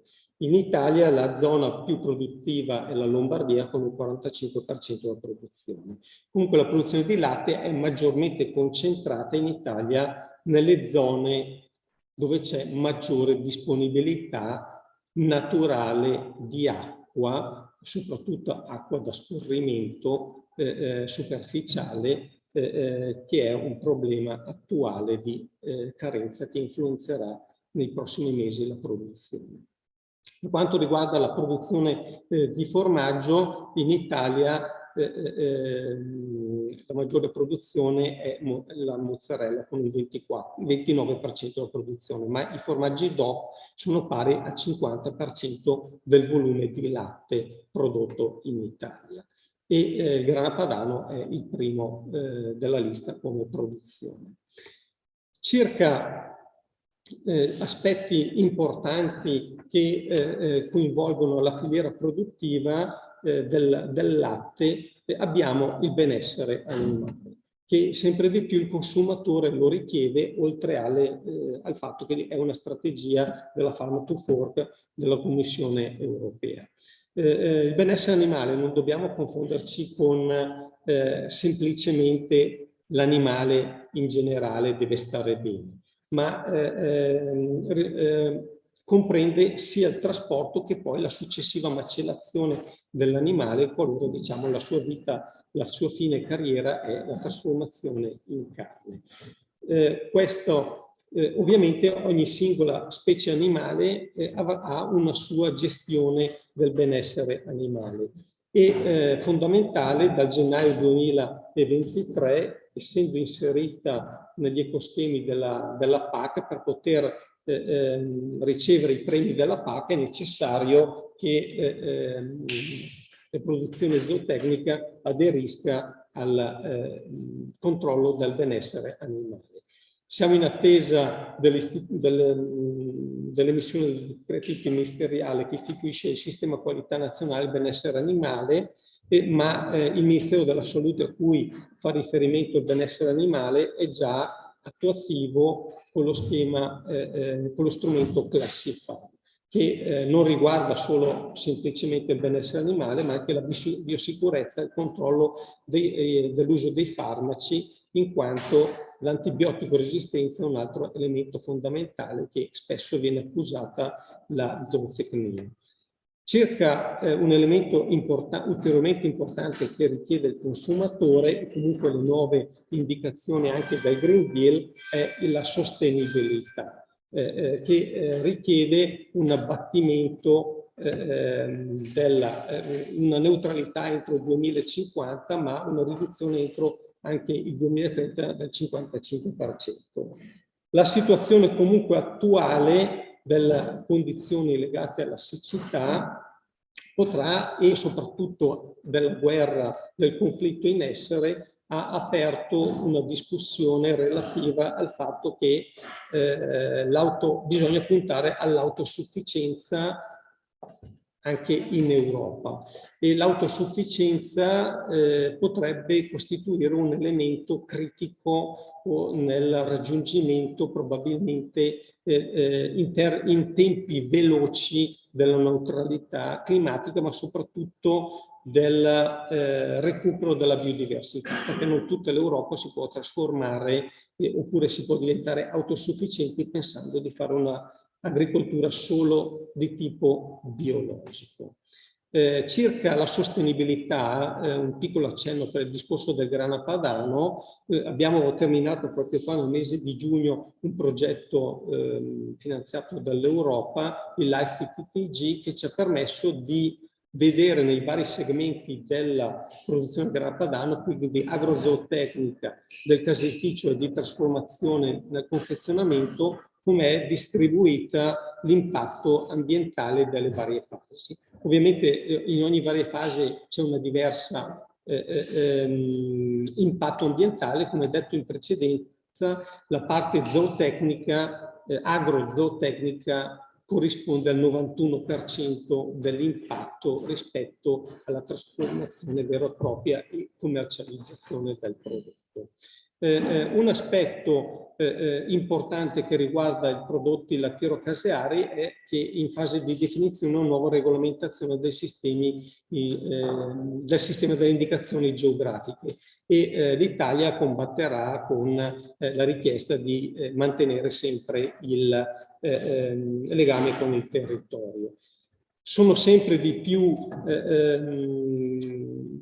riconosciuti gli accordi di libero scambio con nuovi paesi terzi, il recente con la Nuova Zelanda, che è un produttore in realtà che supera molto di più la sua autosufficienza e ha comunque prezzi di mercato molto più vantaggiosi. Un problema che affligge, che non è un problema ma è un'esigenza anche potenzialmente di mercato, sono i surrogati o i sostituti del latte e dei prodotti lattiero-caseari. Sempre di più è in incremento il consumo di bevande alternative che rispetto ad altri prodotti di origine animale la Commissione europea ha stabilito già in tempi non sospetti un regolamento comunitario, e per oggi il latte può essere solo la secrezione della ghiandola mammaria. Comunque sono in fase di studio e anche inizio di produzione prodotti di sintesi, inteso proprio le proteine del latte, ma questo sarà un problema che verrà gestito dalla politica successivamente. Un aspetto non secondario sarà la prossima definizione, come richiesto dal 1169, della presentazione in etichetta sul front dell'etichettatura della confezione di come è l'informazione nutrizionale del prodotto. Paesi dell'Europa vogliono un Nutri-Score che fornisce un'informazione sulla classificazione del prodotto sulla quantità consumata, mentre l'Italia si è opposto perché ritiene più corretto dare un'informazione sulla percentuale della porzione giornaliera consumata rispetto alla dieta, perché oggigiorno le patate destinate alla frittura sono di classe A, mentre un formaggio è di classe D se non rischio classe E. E questo non corrisponde con la quota di consumo. Nel settore lattiero-caseario ci sono forti problemi nel trovare i lavoratori, sia a livello di agrozootecnico che anche di caseificio, perché il formaggio grosso modo si produce tutti i giorni e anche in orari magari particolari. Anche gli stranieri che sono venuti a vivere in Italia non sono così pronti a occupare questa posizione, che offre molte possibilità anche dal punto di vista economico. L'esportazione, nonostante il grana padano viene esportato per il 45% della sua produzione, le regole dei paesi terzi, in particolare sul coagulante, ne limitano l'accesso in molti paesi. L'embargo con la Russia è già dal 2014, ma questo non influenza molto oramai il mercato. La pandemia ha portato una modifica dei consumi che ha fatto recuperare molto il fatto che il grana padano è un prodotto riconosciuto per la sua qualità, ha fatto aumentare la sua commercializzazione presso il retail, che oggi invece è in flessione a vantaggio dell'Oreca in quanto è aumentato i consumi fuori casa. Ma l'inflazione sta facendo ridurre comunque i consumi. Vediamo ora i dati relativi alle problematiche che in realtà sono da fine 2021, perché già da fine 2021 è in forte incremento l'aumento delle materie prime, in particolare dell'energia, che ha influenzato tutta la produzione mondiale, che è anche parte della causa dell'inflazione che stiamo vivendo adesso, che non è solo legata al conflitto in essere tra Russia e Ucraina. Questo ha portato anche un incremento ulteriore, che era già in corso, del costo dei cereali. Il mais in Italia, che nel 2021 eravamo solo autosufficienti per il 45%, quando nei primi anni 2000 arrivavamo al 90%. Questo fa riflettere sul problema di recuperare ancora posizioni nell'autosufficienza. La causa idrica sta portando a una riduzione della produzione, della produzione agronomica in Italia. Fatto sta, ma anche le temperature stanno creando delle problematiche, in quanto il mais, che trasformato in trinciato di insilato di mais, prima veniva, cioè fino all'anno scorso veniva raccolto dalla metà di agosto in poi, quest'anno queste temperature lo faranno raccogliere già da fine luglio. Già attualmente, per causa della carenza idrica, in alcune zone della pianura si sta, non avendo disponibilità di acqua per portare a maturazione la pianta, si sta già trinciando la pianta, anche se è carente di amidi, ricca in zuccheri ma carente di amidi. Anche la produzione di latte, non solo in Italia, in Europa, è prevista in calo, in quel periodo qua legata allo stress da caldo, ma la disponibilità del foraggio e anche del prezzo dei mangimi porterà tutta la zootecnia a una riduzione, potenzialmente è prevista una riduzione della produzione. Grazie per l'attenzione. Thank you for your attention.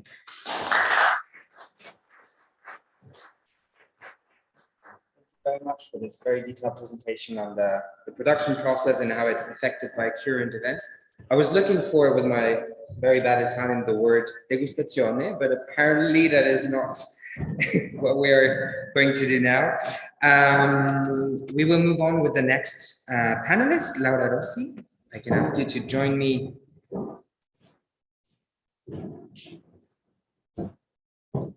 Oh, you have, okay. Yeah. Wonderful. So we will do as before. Very nice to meet you. So Laura Rossi is a researcher at the Council for Agricultural Research and Analysis of Agricultural Economics, Food and Nutrition Research Center, formerly the National Research Institute for Food and Nutrition. She has conducted research activities of the National Food and Nutrition Research Institute since November 1992, with many periods of research in foreign countries for many international organizations, such as the WHO, UNICEF, IFAD, the UNHCR. Her work is focused on the promotion of good practices in public health and nutrition, and I believe she will address us today with a talk on the future challenges concerning nutrition with the EU and international scenario. I speak too fast. So I should speak slower No. so that we are in synergy in terms of. We are almost good to go. No, it's fine. Take your time.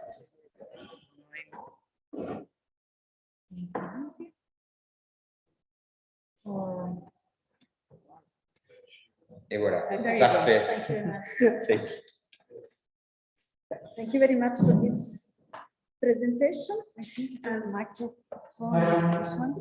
Yeah. Is You that? should, So maybe. you should talk as close to this microphone. Okay, perfect. That's That's perfect. fine. And to go.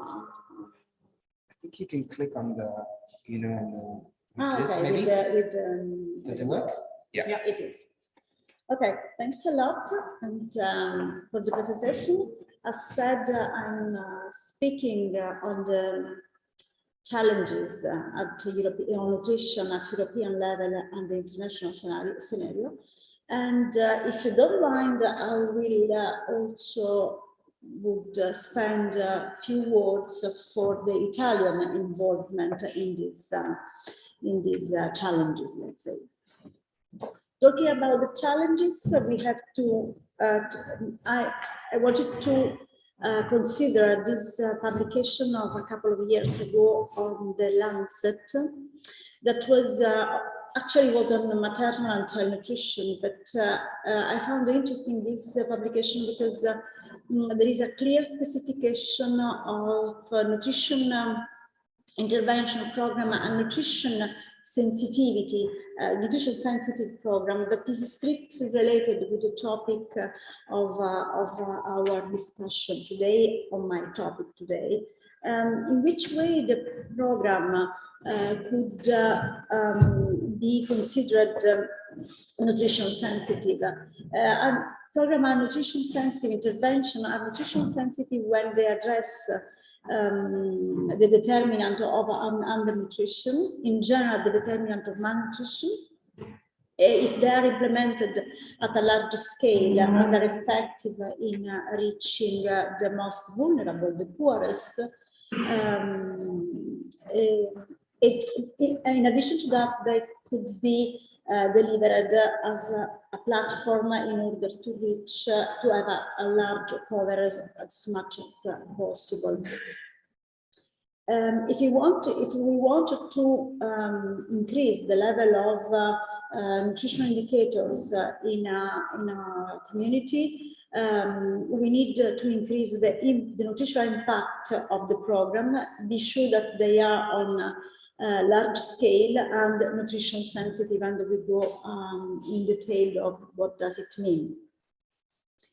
Talking about the program, we need to keep in mind the shift that was carried out in 2015 from the Millennium Development Goals that are very targeted to developing worlds to the Sustainable Development Goals that are universal for developing countries and developed countries, that are not, there is not a priority of one respect to another, and have the objective of transforming the world, let's say.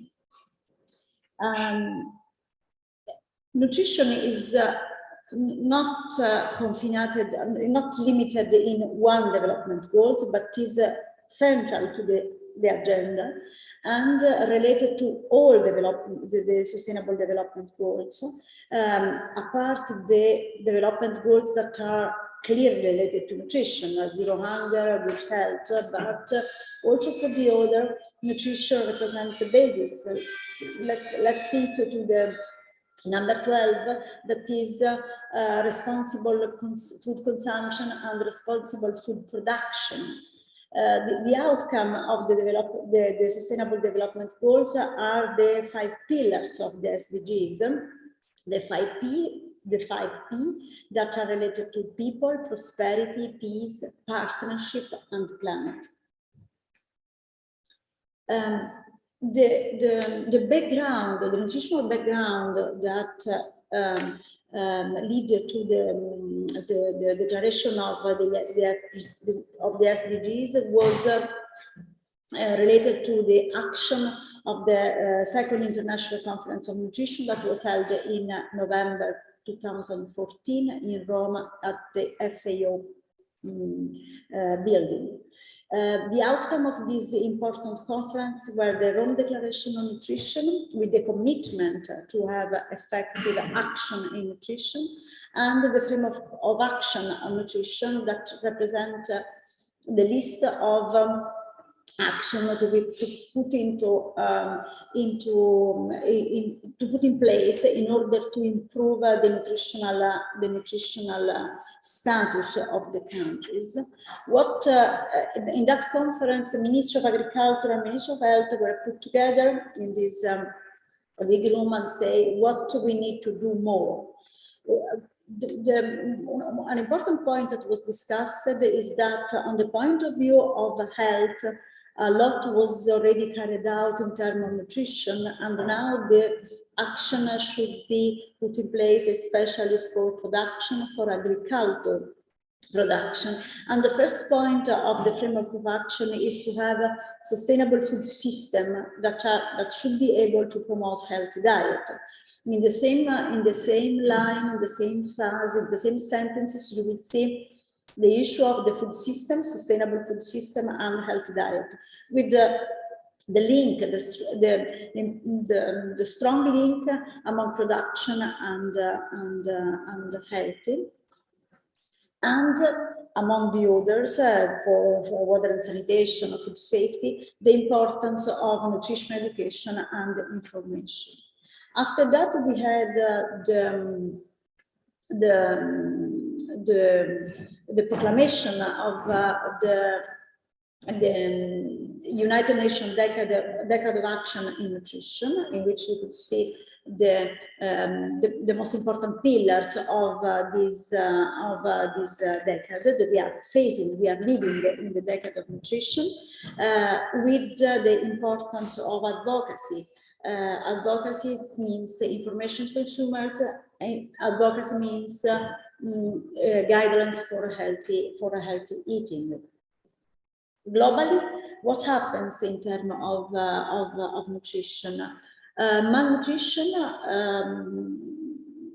deficit of malnutrition, stunting, wasting are slowly decreasing. But what is happening at the global level is a constant increase of overweight and obesity. And this is true in the developed world, but also in the developing world.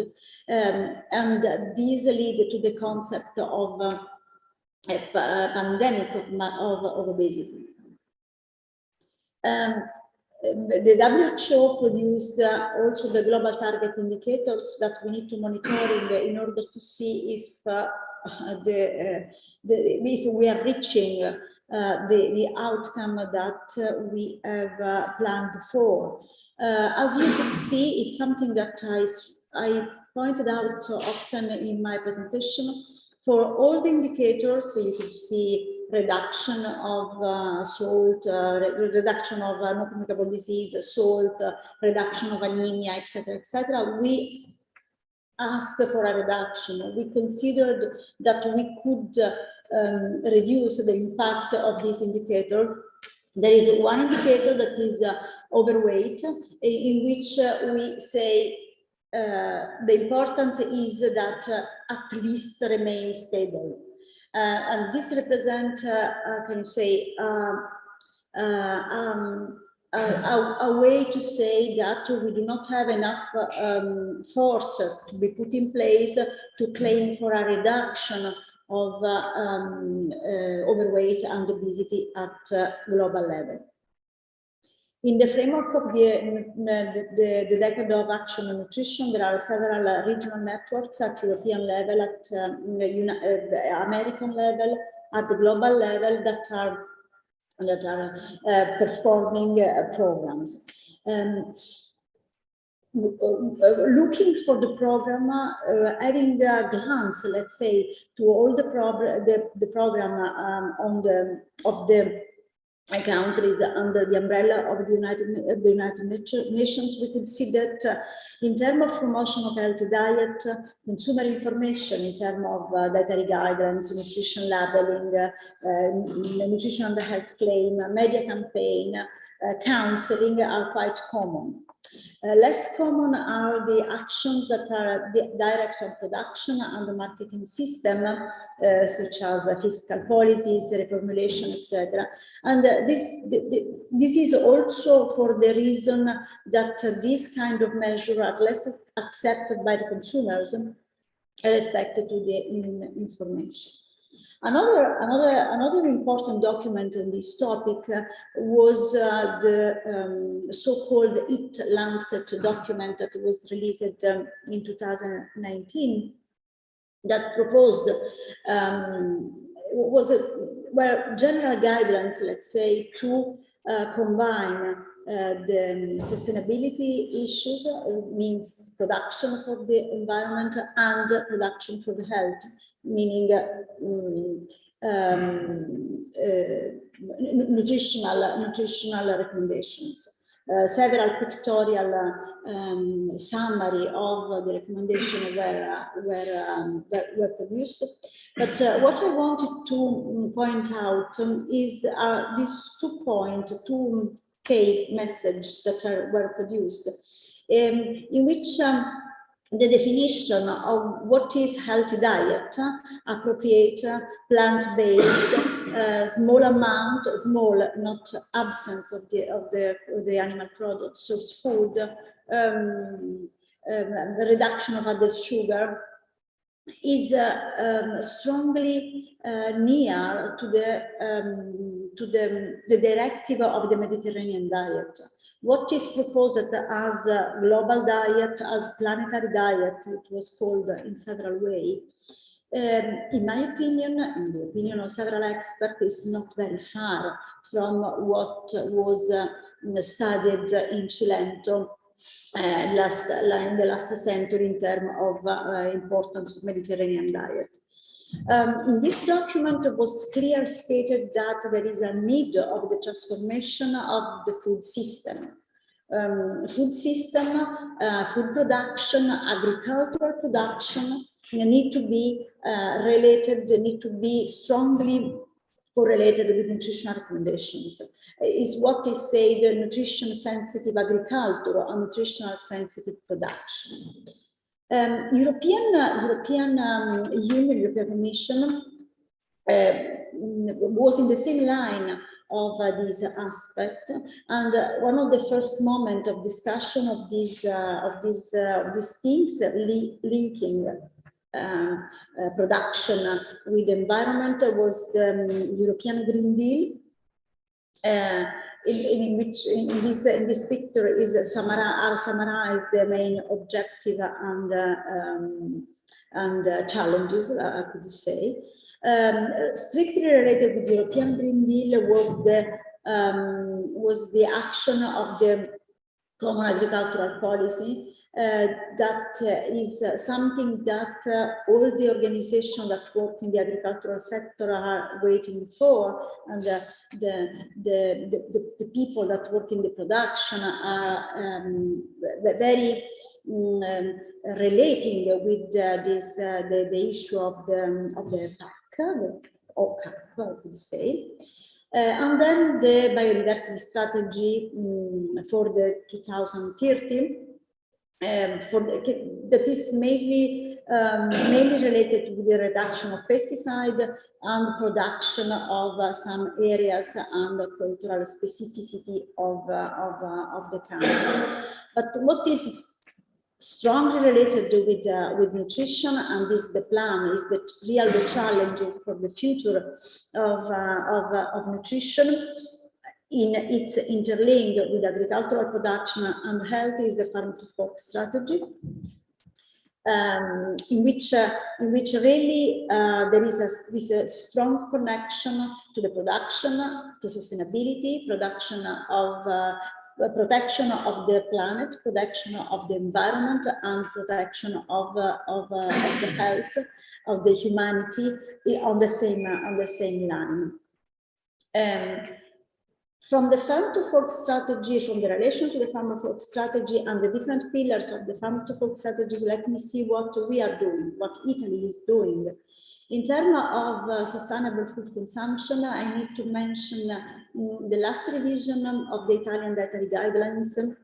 That is an institutional task of my institute that were released in 2018.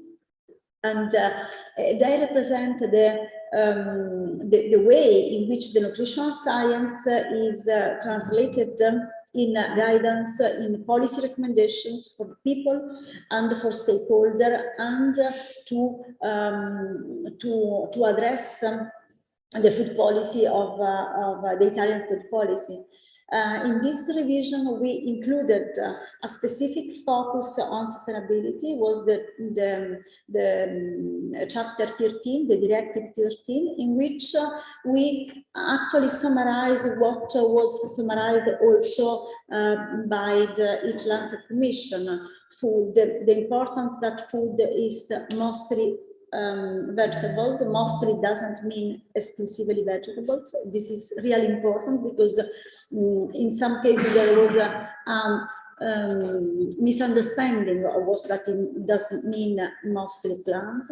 Real food, no supplements or things like that, just enough. The importance of waste, the importance of prevention of waste is another hot topic of the farm to fork strategy. At European level, we have the European platform on food losses and waste prevention, and also Italy is alienated, in some cases also anticipating the work of the platform in terms of food losses and waste, because we had this what is called the legge Gadda, meaning the law, the general normative framework that is aimed to prevent and reduce food losses and waste. In this normative framework, it was established the Italian Observatory on Food Surplus Recovery and Waste that has several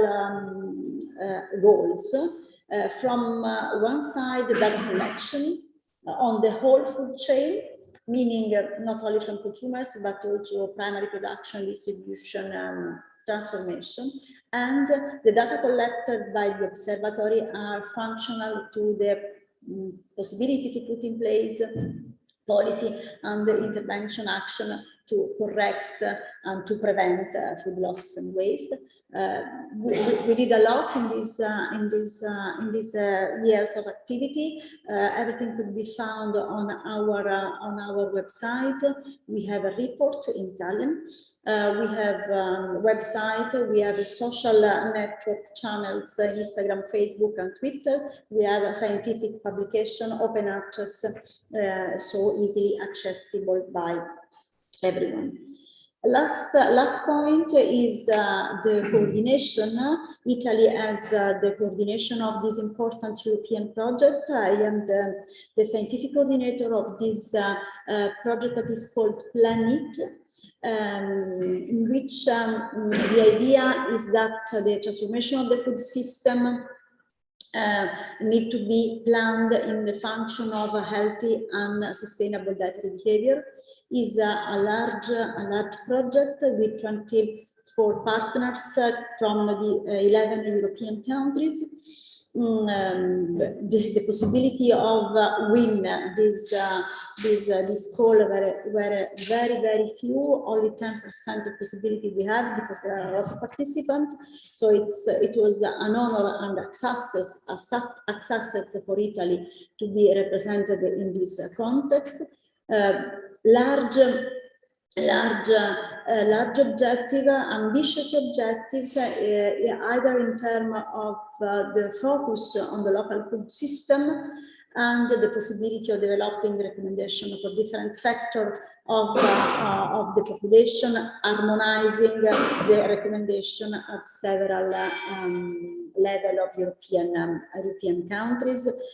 Very simplifying, the idea is to include the issue of sustainability in the document as guidelines and to do that in harmonized way at European country.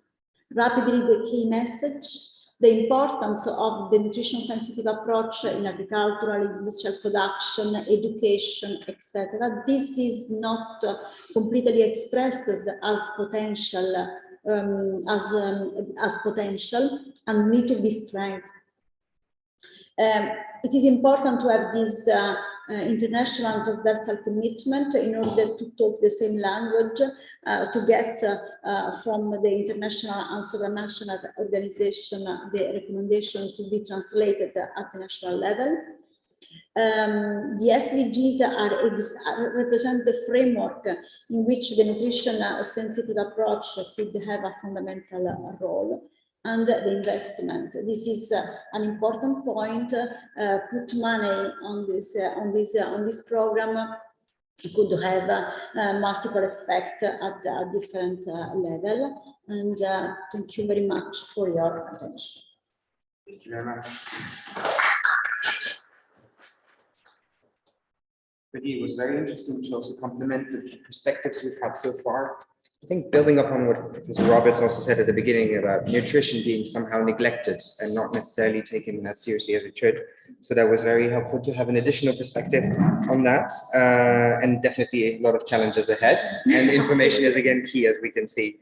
Thank you very much. Thanks a lot. We will conclude with a final presentation by Professor Stefano Sforza.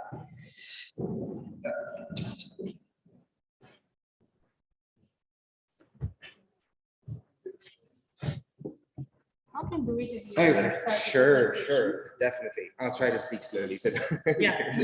Okay, so for the final presentation, last but certainly not least, Stefano Sforza is full professor of organic chemistry at the Department of Food and Drug of the University of Parma. He lectures organic chemistry in the Bachelor of Science of Food Science and Technology and food allergens in the Master of Science of Food Safety and Food Risk Management. He's the University of Parma representative in the International Platform for Insects as Food and Feed.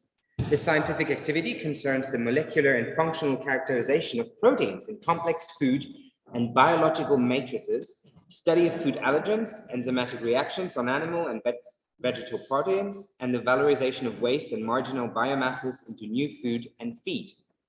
He has been leading several regional, national, and international projects on the research teams I've just mentioned. He published about 190 papers on international scientific journals and more than 20 book chapters. He's a member of the Italian Chemical Society, of the Italian Peptide Society, and of the Agricultural and Food Chemistry Division of American Chemical Society. He's a member of the editorial board of Food Research International, and he is the representative for Italy in the scientific advisory board of the Food Science Technology Abstracts. Thank you. Dear Professor, you have the floor. A bit too long, I guess. Okay. Thank you very much. So today I'm going to say something about of course, I'm a chemist. So from a technical point of view, what you can have from feed and food, and also what problem and what opportunities you might have here. Does it, Maybe you can use the arrow. Yeah, I think so. Or to keep the mouse shading. Probably this better. Okay, that's easy. Okay, I can do that. Thank you. Okay, I think I'm going to say very little about this part because all the speakers before me have already point out what's the problem of sustainable development. So it's mostly a problem of not wasting our resources here in order to secure a future for the people of tomorrow. What does it mean for food? So what is a sustainable food? Well, you might not agree on all this part. Actually, some of these might be questionable. For example, local may not always be as sustainable as we think it is. But mostly sustainable food means local, healthy, not producing any waste, accessible to everybody. What is implicit in this concept is that when we talk about sustainable food, nobody says that, but of course, it's sustainable for everybody.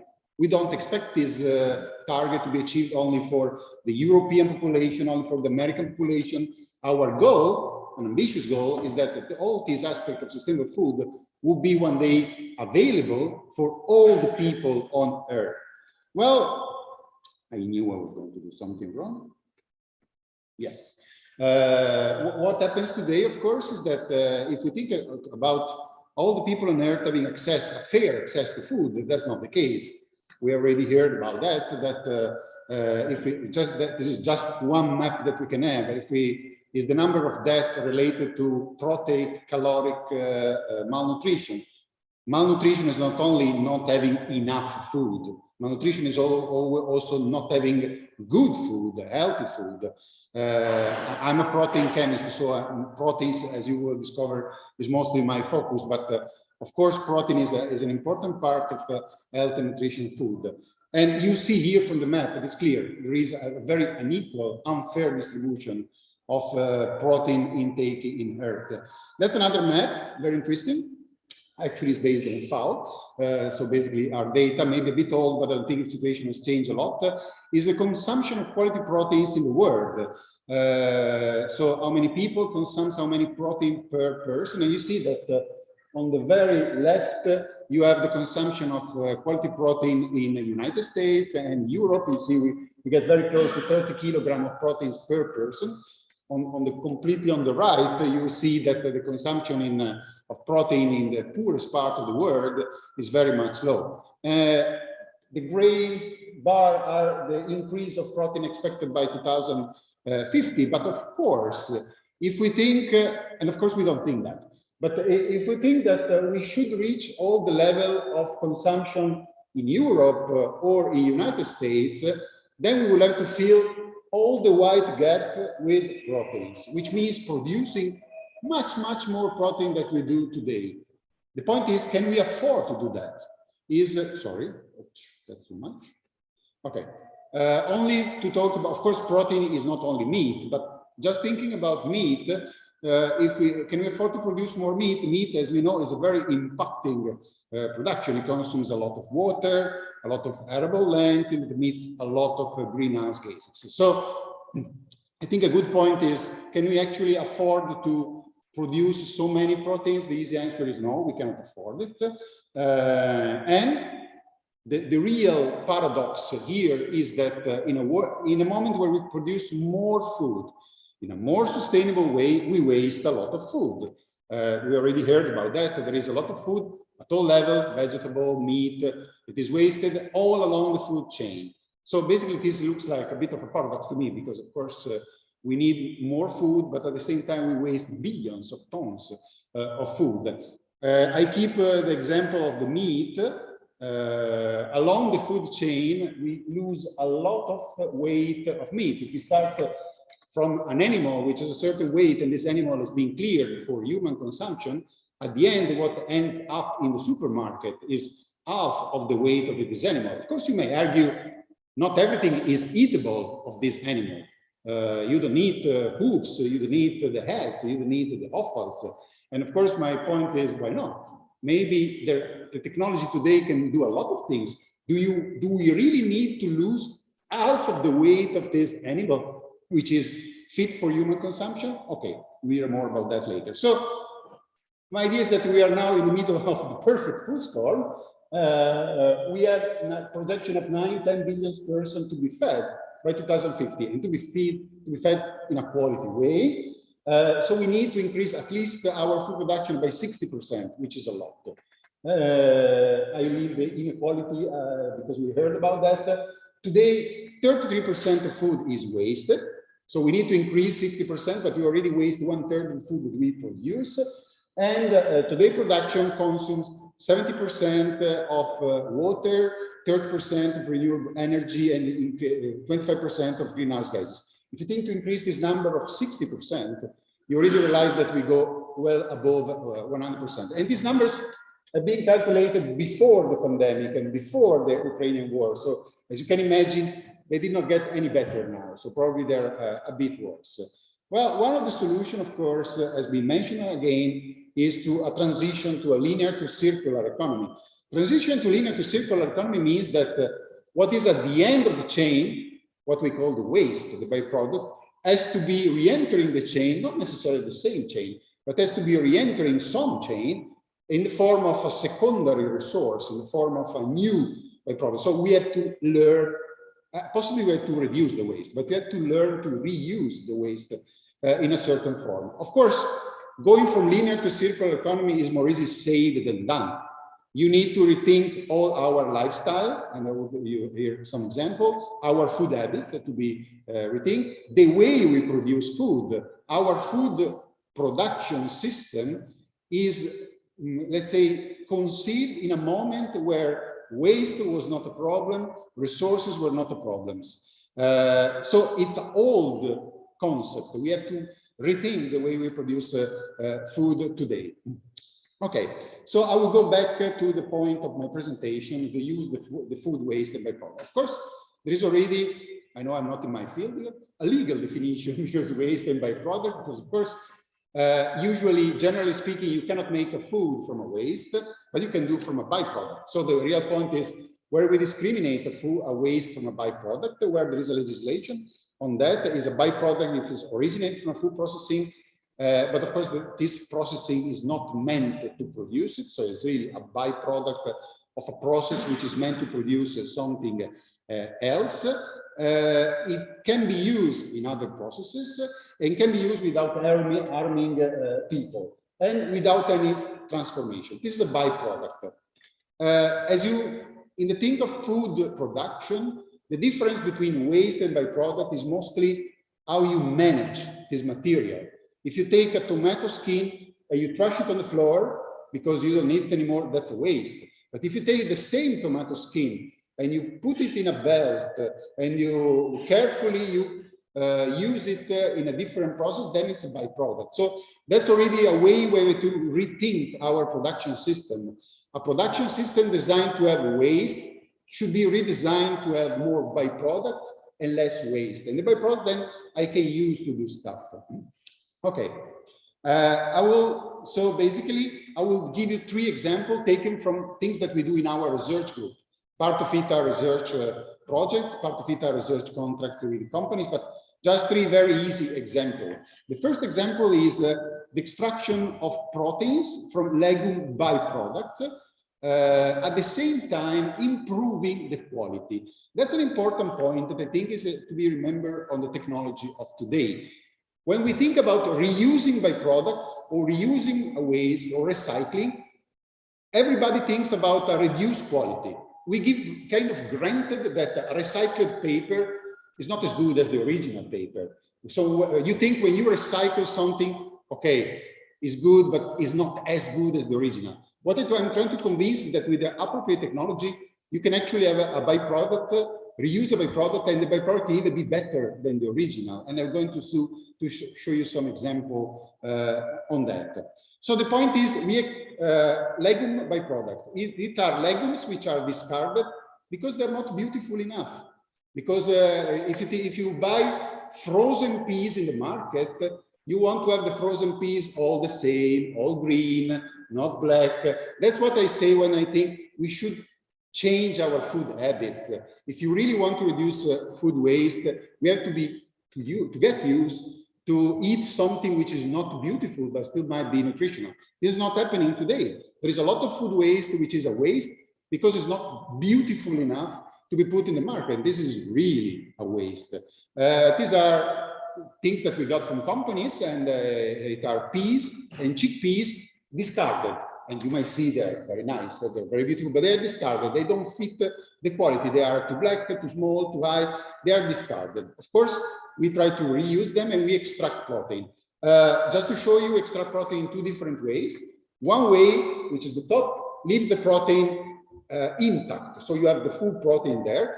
The other way is a way of extraction protein, at the same time cutting the protein in small pieces. There is a small difference, but I will show this makes all the possible difference. The first difference is digestibility. You don't need to worry a lot about how we make this experiment, but we can test the digestibility in the lab. We don't need to give them to food to a person. We test digestibility in the lab through simulated system, and you really see the difference. The proteins which are intact, they are not really digestible. Legume proteins are not perfectly digestible, but the ones that are cut in pieces, they are 50% digestible. So we extract proteins, and we have proteins which are even more digestible than the original. So they are, in a way, better proteins. Another important point is allergenicity. Legume proteins might trigger allergic reactions when they are intact. If we cut them in pieces, we reduce the allergic reaction. What you see here, again, don't worry about the technicalities, but we have a blood from a person who was allergic to legumes, and this blood reacts with the protein, giving this band that you see. So this person allergic to legumes, when exposed to intact proteins, the blood reacts. Of course, there are immunoglobulins, is a person allergic, but column number 2 and column number 3, if the proteins are cut, this blood does not react anymore. So we really produce an hypoallergenic product. So you see what I meant for we increase the quality. We take legumes, which has all the proteins, we take out the proteins in a form which is more digestible and hypoallergenic. So in a way, better than the original, but we started from a waste. The second example is more related to meat. Basically, this is the discard of, let's say, a chicken meat producing company. So you have to imagine whatever is left is, imagine a chicken, take out whatever you think you eat, whatever is left. Bones, the meat attached to the bones, the ligaments, the tendons, whatever. Okay, whatever is left. What we do, we use enzymes to degrade, completely degrade all this material. It becomes liquid. It becomes a kind of broth that you can actually drink, by the way. And it is liquid broth. It is composed more or less. You see the composition here. Half of time is half is lipids and half is protein. Actually, you may even see them. In the broth, you clearly discriminate two layers. The upper layers is the fats. The lower layers is a protein-rich bouillon. So what we can do after having digested all this chicken remaining, we can divide them in two. The lipid is not seen there, but the lipid can go to feed application. So the lipids are not very interesting for food, but they can actually go into feed. And the protein, they can be used in food application. Actually, you have, after you evaporate the water, you have a protein powder that you more or less see here, very rich in proteins, of course. And this protein powder, we can make some calculation. 1 ton of meat of waste can produce 100 kilo of protein powder, which is equivalent to about 100 kilos of regular meat, which is equivalent to 340 chickens. So it means that by recovering back the waste, we obtain a material, which is a good protein material, which is equivalent to 340 chickens that I not had to kill. So I can save resources. Of course, I have a powder, but this powder can be used in sausages, can be used in hamburgers, can be used in bouillon, can be used in a lot of preparation. And it is a very protein rich, and it is actually the same protein. Okay. Last example is concerned insects, since we have talked about insects. Insects is a way to improve food waste. Many vegetable waste actually are very difficult to manage because they are very inhomogeneous. Of course, they change by day to day, and of course, they're very diverse. We talk about vegetable waste, but as you can imagine, vegetable waste from bananas is very different from vegetable waste from fruits. So it's a very diverse material.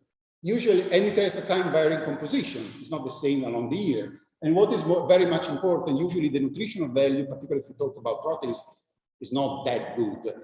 So it's a very low quality waste. Well, it's a low quality waste, but insects can be grown on it.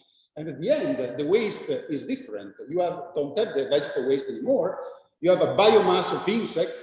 You might think that is not good to it, but this biomass is homogeneous, is constant over time, and mostly has a very high nutritional value. So insects is a way to improve the waste, is a technology, basically. Is it growing insect on vegetable waste is a way to improve it.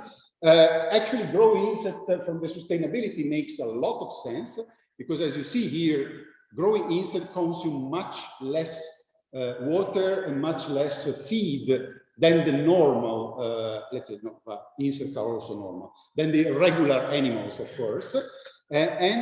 Also, insects are fantastic waste eater. So you have a sustainable production of an animal, insects, at the same time you destroy the waste, so you don't have to dispose the waste. So actually using insects make a lot of sense. This is a result that we obtain in our lab, but also from the nutritional point of view, sorry, again, proteins, I'm very much fixated with proteins, but the nutritional point of view of insect protein is perfectly equivalent to meat. So you might be disgusted to eat the insect, no problem, I'm also, but the value, the nutritional value of proteins is actually absolutely the same as meat. We also addressed a risk, which is allergenicity. Again, insects are very genetically close to shrimp and crustaceans in general. And what we demonstrated here, again, with the blood of people that reacts, this is the blood of a person allergic to crustaceans exposed to insect protein, and there is a reaction. So we, not only our group, but several groups around the world demonstrated that if you're allergic to crustaceans, you have a serious risk to be also allergic to insect, which also led to already to some warning labels all around the world that actually say the same. If you are allergic to crustaceans, do not eat insects. That's not true. And I can tell you we have been working like the legumes in a way to cut the insect protein in order to produce hypoallergenic insect food. So again, that was the example. Actually, with insects, I have the last point. Insects have a lot of potential. Insects eat a lot of waste, not only vegetable waste. They can eat also meat waste. They can eat manure, and of course, you might say, well, I don't want to do a food from something which is grown on manure, and you are perfectly right. That's not possible. But insects have a lot of potentiality. You see here from the lipids, you can obtain biodiesel. From the proteins, you can obtain fertilizer. You can have the chitin and the chitosan. You can have cosmetics. You can have bioplastics. So basically, a technical possibility, which is here today, we could be able to do that, is to raise insects in meat waste, in manure, and then to produce biodiesel or fertilizer, not necessarily food and feed, or cosmetic. Only problem, and this is really a legal problem, in European Union, this is not possible. In European Union, this is not possible because we have a very, stupid legislation that Regulation 1069 says that insects are farm animals. So this regulation put the insect at the same level of cows, sheep, chickens. In the moment you declare that something is a farm animals, so belong to the class of farm animals, you're not free to give them whatever you want as a feed. There is another regulation say, okay, if you deal with farm animal, you can only give them some specific feed. And the final use, it does not really care. So if you want to raise insects on manure to make them bioplastics, technically possible, we can't. Because the insects are farm animal, you can raise them on manure, and you cannot say, well, sorry, I'm not going to eat them. No, this does not matter because they are farm animal. So you cannot give them manure, you cannot give them meat waste. It's not possible. If you want to give meat waste and raise insects and create, I don't know, fertilizers, technically possible, but not legally possible because insects have been declared farm animals. And sorry, insects are not cows. And it is, I would say it is evidence, a kind of escape to the legislator in Brussels. So with this legislation, actually in European Union, we are missing a big opportunity. Insects are destroyers of waste. Of course, it makes a lot of sense, the legislation, if you want to eat insects. I don't want to eat something which is grown on manure, but a legislation which does not consider the end use of course, is a kind of, let's say, dystopic legislation, because in a way you prevent certain use. Of course, cows, sheep, chickens, they always end up in the feed or food system. So this legislation makes a lot of sense if you want to eat them. But in this way, in the European Union, we have been so focusing on the fact that insects can be food and feed, that we have kind of lost of sight that insects can be also a lot more than that. And okay, you got my message. The legislation is not helping here. So I conclude with the advantages of, and then the disadvantages of producing feed and food from food byproducts. The point is, many byproducts, many discards are rich in valuable compounds, proteins, antioxidants, vitamins. So it makes a lot of sense to try to use them to produce quality food. Today, we have the technologies to not only to create a food, but also to increase the quality. We make them more digestible. We make them, sorry, we make them, let's say, less allergenic. We can increase the functional properties, a lot of stuff. And of course, the advantage is that if you reduce the amount of waste, you reduce the impact on the environment. You reduce the cost of disposing waste. And last but not least, you save resources because you have new resources. So as I show you, if you can use more meat waste, you need less chickens. So in a way, you save a lot of resources. Of course, there are risks. We are prepared, in the food field, we are always prepared for risk. But the risks are the normal risk. Of course, some discard can carry anthropogenic or natural toxins or toxin compounds. They can be microorganisms, they can be mycotoxins, they can be heavy metals. But this is the kind of risk that we already know in all the food processing system. A lot of food stuff can carry this kind. And of course, we know how to manage. Another part of the problem is that we eat something that was not supposed to be food before. So we might encounter new risk, like, for example, allergenicity is a new risk for something that we didn't have anymore. But again, we have procedure for risk assessment. Novel food as a food procedure for risk assessment. So we are not naive here. We know how to perform a proper risk assessment. We have to do it. Zero risk does not exist, but of course, it's a risk that we can manage. And sorry if I say that here, sometime, and I say as a chemist, so we can kill me after that. Sometimes the legal scenario of going from food byproducts to food is confused and sometimes confusing. That's what I can say. Okay, I conclude. I have to thank all the people giving us money for doing this kind of research, so all the project, and also, even if I cannot mention them here, all the companies that also gave us contract research to this kind of research. And thank you to all for your kind attention.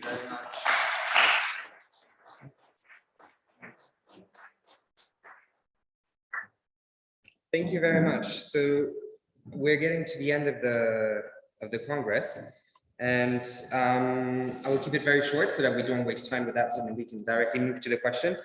I think we've heard a lot that was very interesting from all the different stakeholders who were in the room, and clearly, so I would have expected the discussion to be much more technical, but ultimately one of the key aspects that came up in all the presentations, really the information is key, as was also said by Professor Roberts in the introduction. It's key for the sharing part. Obviously, we've seen how many actually information sharers exist. We've heard about so many different institutions, associations, or programs that exist today. And clearly, we still have to digest probably also all the data that we have received over the 2 days. But that's very important. Important for the contextualization, also for the greater public of this information.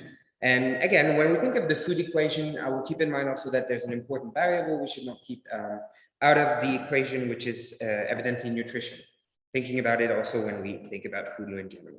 We've heard a lot over the 2 days about the different challenges ahead and what the different, where they come from, be it climate change, be it also the geopolitical events, and also more simply the consumer habits that need to be changed a little bit. Sometimes we need to update our practices to maximize what we can do. Sometimes we may need to change the practices completely, abandon some, and we may also need to adopt new practices, perhaps, as was said.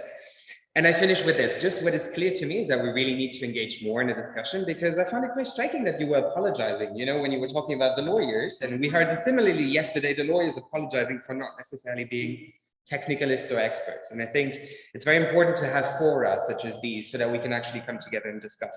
and try to tackle this, because what's clear is that we need both the technical but also the legal innovation to tackle that. That will be all from my side from the concluding works as the chair, but I would open the floor if there are any questions, obviously, as we had said, that you wish to address. Perhaps we can do this very freely. I don't know if there are any.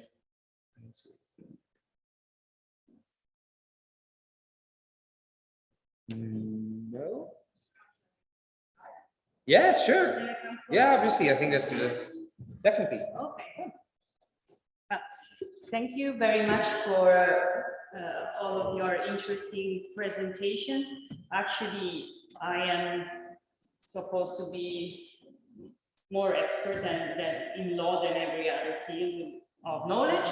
So they were really interesting, and I have a lot of questions. Actually, probably they are due to the fact that I'm not an expert in chemistry, and also other in business, and of course in the production of cheese, like the Grana Padano, so or meat, for what it's the same. So I was wondering. First, I want to give an answer to Professor Sforza. Law is always behind science all the time. In every field. So we lawyers are always chasing scientists in a sense. So that's why, as you said, probably the normative framework is still inadequate. Yeah, that's exactly the thing. But in this specific field, that scientific knowledge has gone faster than the legal framework. That's my feeling as a non-legal expert. That's what I think. No, it's something that is quite accepted in the field of law research. Law is always behind, but that actually asks what is the best solution to cooperate, and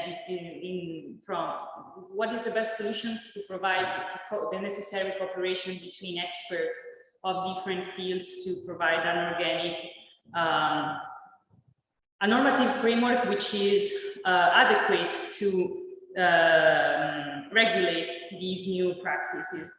Also, I was wondering, and this is a question open to also the other panelists of this morning, what are is these production systems more focused on sustainability, feasible under an economic point of view, or would sustainable food become more expensive?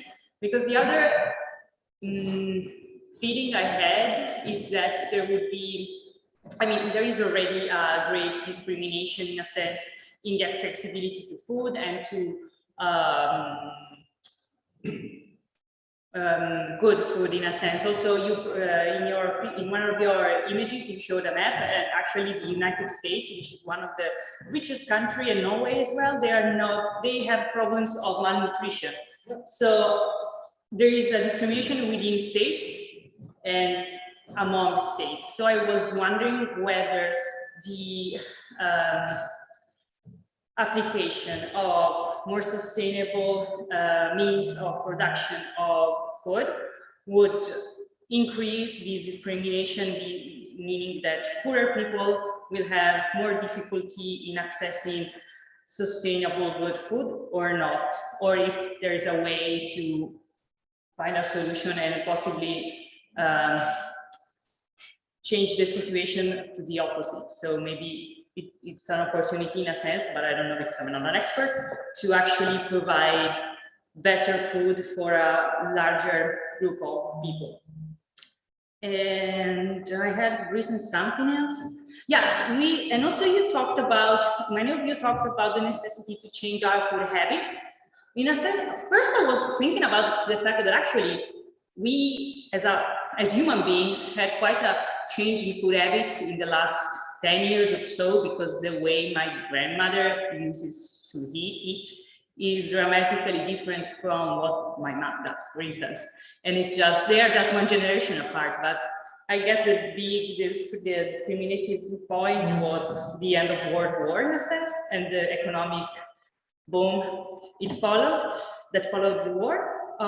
So in a sense, I guess in a sense, maybe we are more flexible in changing our food habits. Maybe we're just not smart enough and we just need attractive foods. Like, as we said yesterday night at dinner, we need an insect hamburger and then we will eat it, probably. Who knows? But it's an hamburger, so maybe we are attracted to the hamburger. And also the other thing is that, yes, you all mentioned the fact that we need to rethink our way, the way we eat, but at the same time, it also has emerged that it's also a matter of production design. So I was wondering what us as individuals can actually do to improve the system. Of course, Dr. Rossi presented the guidelines we should follow for our own health in a sense, but on a wider scale, what can we do as individuals in order to make the food production system more sustainable? And also the last thing I was wondering, and this is a question I will la ripeto anche in italiano,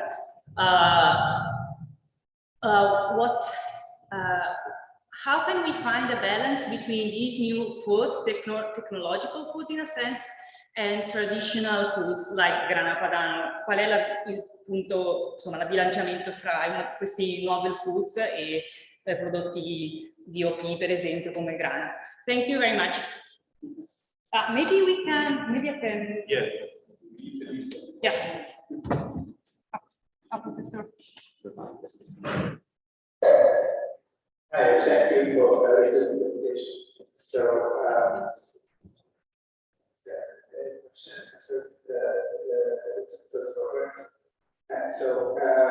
I think it's very, thank you very much for this very interesting presentation and research and discussion shortage understanding. And I just wonder, again, you mentioned also the WHO there, because I work with processors, so I think it is really clear to us that we need, first of all, rigid national governance, because every state has, every country has a ministry of health, and also sometimes local governance, as limited as it may be, and it's much less clear what's going on as far as food, because most countries don't have a ministry of health and food, which is responsible for everything. So for method in agriculture, health, in so many policies. And I wonder whether you think that today is a lot of talk about, of course, more attention for quality, even before more governance. Is there global food governance, or is it so fragmented and so much country policies, and can we find it? And of course, there are some regulations of some sphere, but I just wonder, and again, it's not just much fragmented globally, but I just wonder whether, because unlike health, which is there is normally think state should provide, I mean, it is the health service, of course, that's not just health service, but it would provide health service. And therefore, we have a national health system to provide it in most countries, and it's a whole coordination for that food, which is not except for exceptional situations, it's not something we are provided by the state directly, and so the beginning it's something that happens in the private market very much.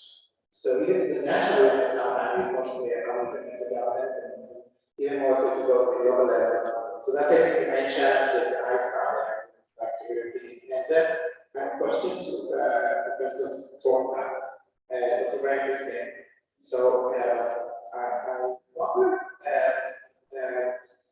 when we talk about the protein extraction and all those processes, and obviously we also I just wondered how much do we know what happened to the end product of the process food?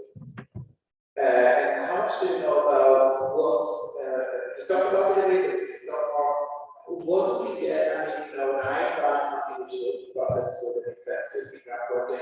Do I lose a lot because it's not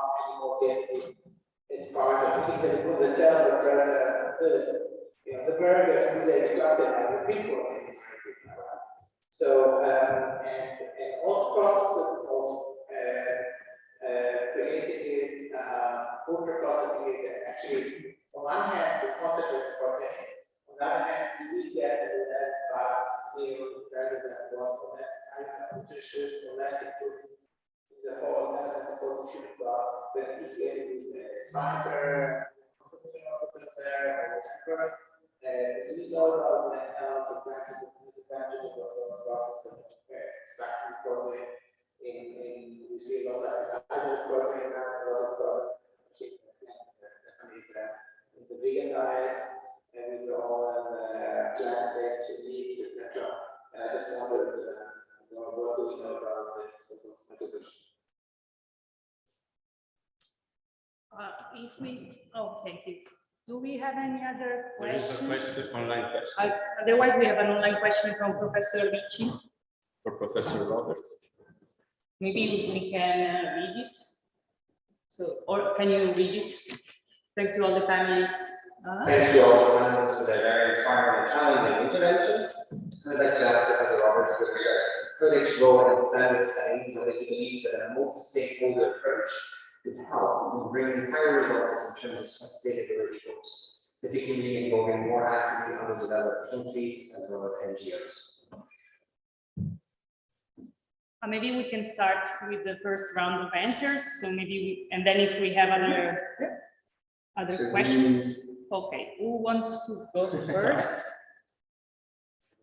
Professor, if you want to say here, it's fine.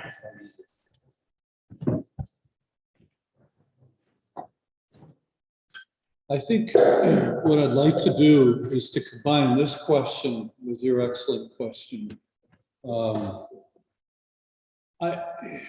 First of all, if there's anything that we've learned is that institutions matter. Secondly, we know that the way we've organized the regulation of food in almost every country around the world, we have a problem of fragmentation. So the institutions that really matter are not as effective as they should be. Much of this is done by way of historical accident. We've developed institutions in response to problems or in response to challenges or in response to stakeholder interest without thinking about the complexities of the overall food system. Third is that we know in order to be effective, we need to be interdisciplinary. I don't think we ever have to apologize that we have science and lawyers together and there are limitations. That's a beautiful thing. We need to bring more and more stakeholders to the table. So yes, I believe that we could have engaged more stakeholders in terms of setting standards. And I also believe that we need to think more intelligently about the way we approach our institutions. Might I suggest one concept that might apply to all of these things? I've been thinking a great deal lately about the idea of a legal systems approach to thinking about problems. There are scholars who are now advocating legal systems approaches to complex issues such as financial institutions or technology, et cetera, et cetera. The food system is a very complicated thing.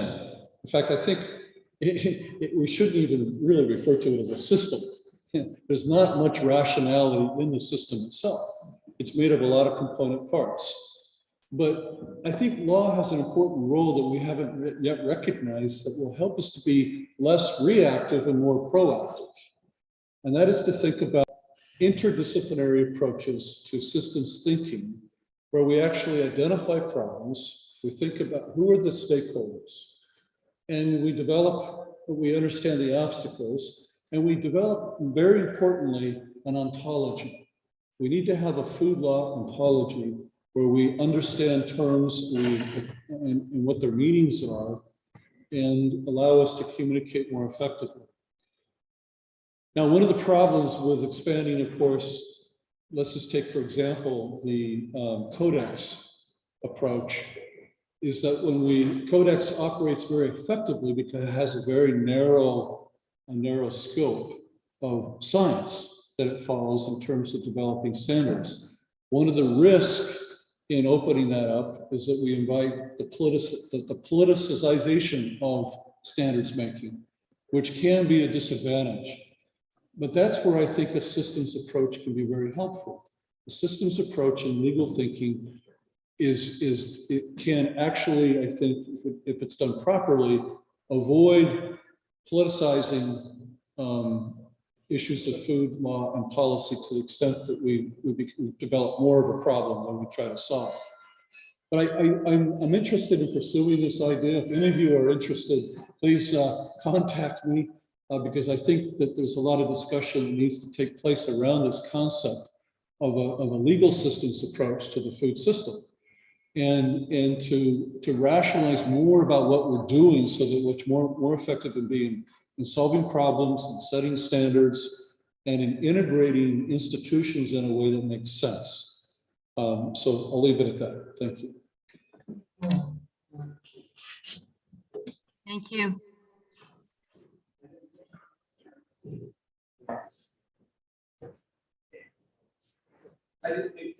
Well, I think that for us here, and I'm starting from there, there's some maybe, I don't remember the question maybe, but I think anyway, let's start from there. How much do we know about this food from this process?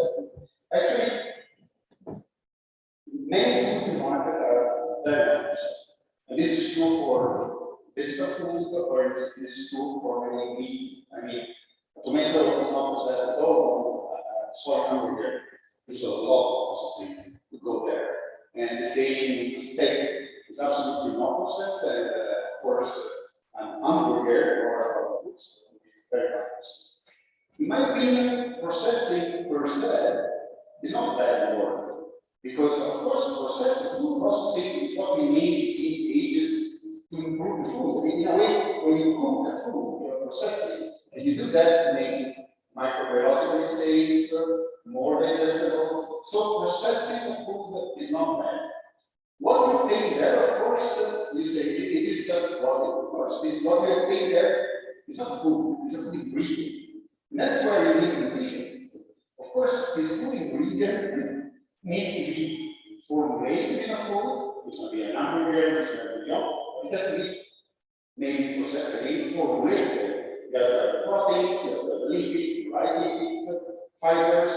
Nutritionists know very well our needs, and they can process food in the way that we need. The problem with what I think people associate processed food to a bad thing is because sometimes, luckily not all the companies, but some companies process food not having a good nutrition in mind, but having in mind something which attracts the consumer. So they add a lot of sugar, for example. Of course, this makes the consumer happy. Of course, it's not very healthy. So I think the point is processing food is not really a bad thing if processing the food is made by conscious nutritional guidelines in mind.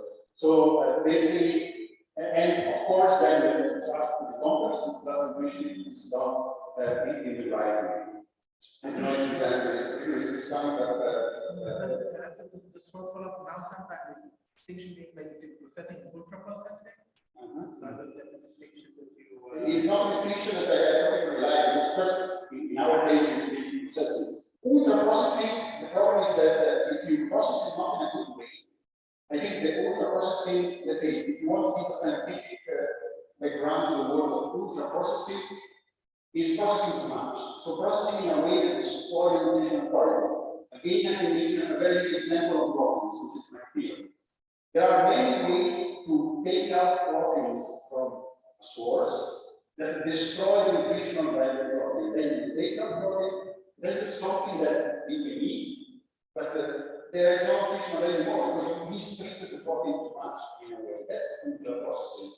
But the point is, we technologists, we scientists know how to process food in the proper way. So again, what is in the company? Again, it is company responsibility. You want to process food to create a food which is attractive for the consumer, or you want to process food which is good nutrition, good for the consumer? Yeah, the point is that you're right. The consumer did not have we know. Yeah. So when you buy, for example, if you buy an hamburger made with this ingredient I show you, you'll find it in labor. We use chicken byproducts to produce chicken. You don't need to prepare in the label. And I think this is a legislation because, of course, well, the company was very happy. They don't need to prepare meat, but it's still chicken meat. So they don't need to declare famous meat, it's highly digested, and this kind of stuff. So I agree with you that sometimes customers are not protect that there is not enough information that the vegan yeah, I think you need better, yes. Because the point is, I will say a very obvious thing about science. In science technology, we can do really a lot of stuff, which can be good or we can be bad. You can build an atomic bomb or a nuclear power reactor. In food science is exactly the same. We can do a lot of stuff. You can use that for evil, or you can use that for the good of the consumer. So that's the point. Consumer is not really correct. For some of the things that say, I don't remember all of them, but I remember two.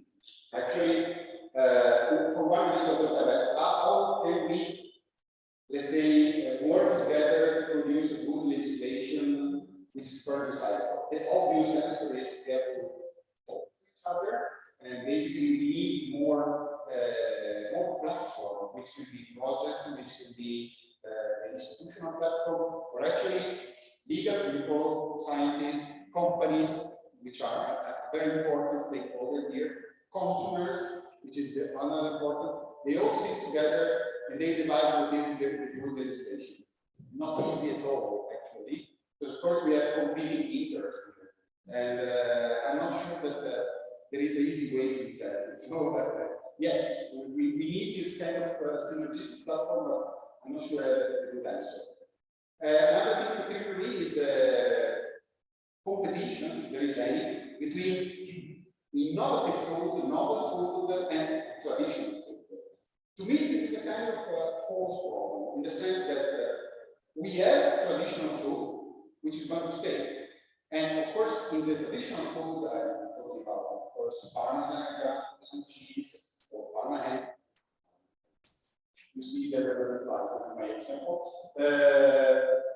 They have a technology, which is a traditional technology. Of course, there is also processing in a way to go from milk to grana padano. But this is a traditional technology that we trust, that we know, and that we are very confident with them. Novel foods are actually novel. You have novel technologies, novel biomasses, novel stuff. And sometimes consumers are being untrustworthy on that. They say, oh, that's it. And sometimes they perceive it as a competition. Insects are a very good example. Insects in Italy, it is happens only in Italy, not in the rest of Europe, insects in Italy find a very strong opposition from all the, let's say, traditional meat producers, because they are perceived as being in competition, which actually is not true. When we introduce sushi in our system, it's not that sushi changed completely the world and now we all eat sushi. Sushi is an addition to what we have. So I see this novel food as a simple addition. We will have traditional cheese, traditional ham also in the future. And in the decade close by, we have instant snacks or other snacks. And they can live together. It's not a problem. And again, it will be the consumer freedom. If you want to eat cheese one day, it's not even that you have to choose for life. It's not like, I don't eat traditional, I only eat traditional, I eat no. One day you can have a good piece of grana padano, one day you can have a good piece of Parma ham, and the other day you can have insects, or you can have sushi. It's I see this as an addition of the choices for the consumer. And we should not, and that's a difficult task, we should not encourage the consumer to think that there is a competition between them. Because actually, it's not a competition at all. I don't know, again, it's fine. Actually, can I have a question for later, maybe? Just curiosity. You talk about international legislation concerning quality and safety. What happens here in Europe, as I see the law, of course, safety is part of the quality. Quality food cannot be unsafe. What I see a lot here in Europe is in the southern Europe, we are very much concerned about quality being as protected destination of origin, protected ingredients. So quality food is a food prepared in a certain way. Whereas in Europe, basically the attitude is, as long as it's safe, it's fine.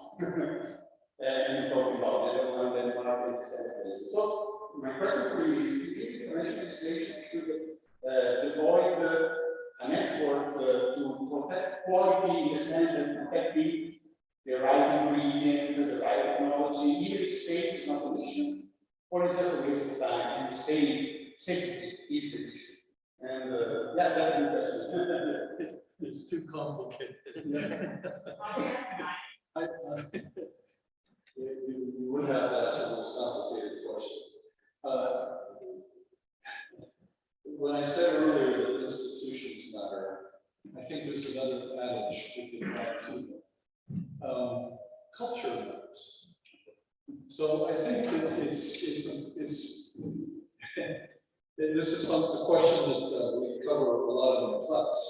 To what extent do we make food go out of science? To what extent can we accommodate culture into food law? And it depends on how we look, what we think about when we look at food. Do we think of food as strictly a commodity, strictly as a form of sustenance, or is it also a cultural expression? And I think it's challenging. I'm not the one who needs to make the decision. I just frame the questions. I think in Italy, the answer is easy. Yeah, in Italy, I think the answer is easy. But different people look at this question very differently.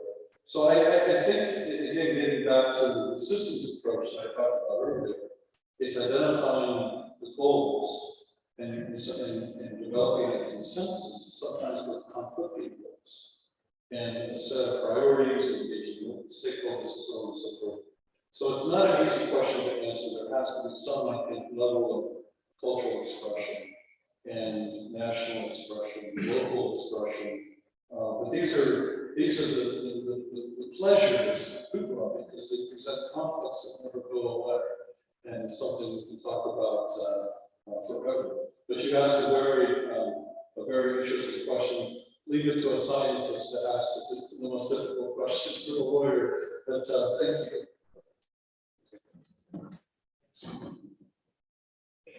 Thank you. I have some answers about just because I'm not so able to give you answers, but some sites about the economic and strategic point of view. As I said before, I work mainly with companies and business strategies since 20 years. And what I saw is to manage to deal with sustainability considering two different approaches. The first one is the short-term approach, in which I try to solve a problem for today, tomorrow, maybe the day after tomorrow, a lot more. It is quite related to the marketing, to the communication, to be on the market. No?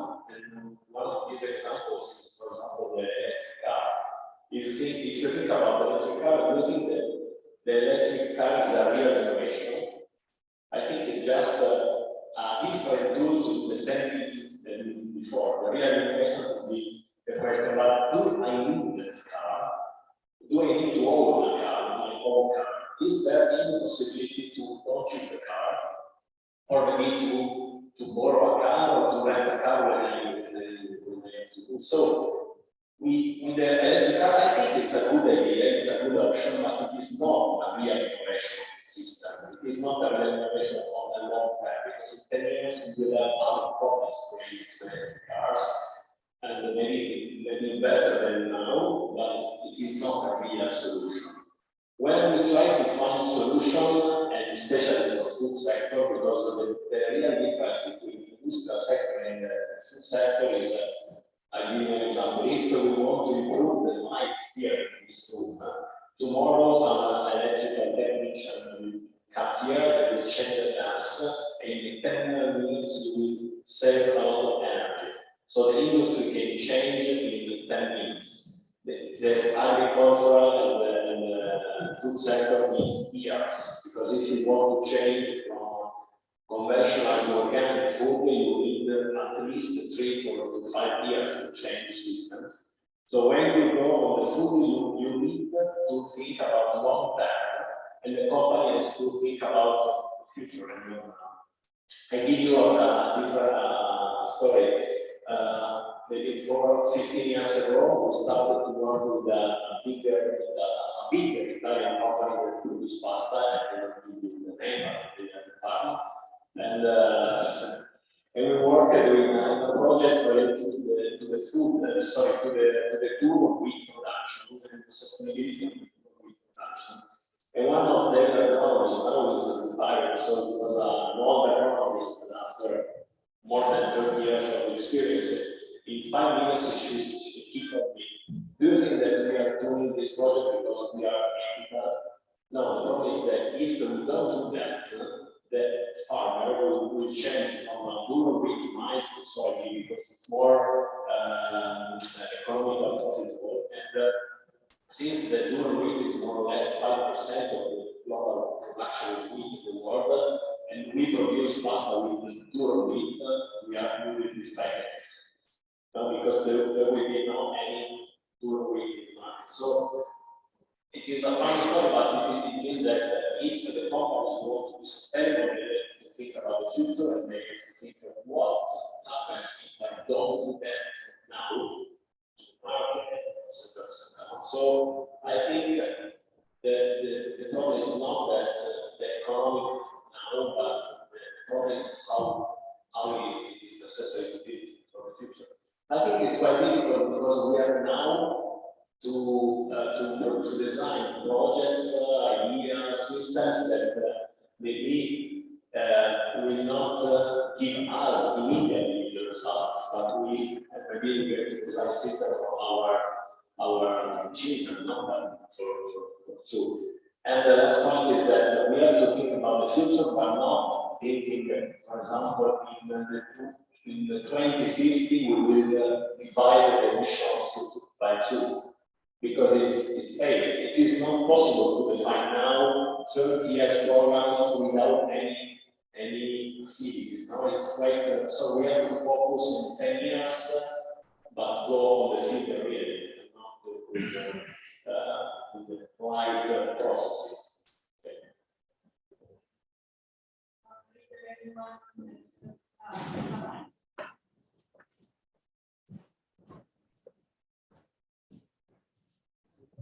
The question is the difference of traditional food and novel food. Yes, how can you strike a balance between novel foods and traditional food? The traditional food is the traditional food, but the word traditional food is not only protein,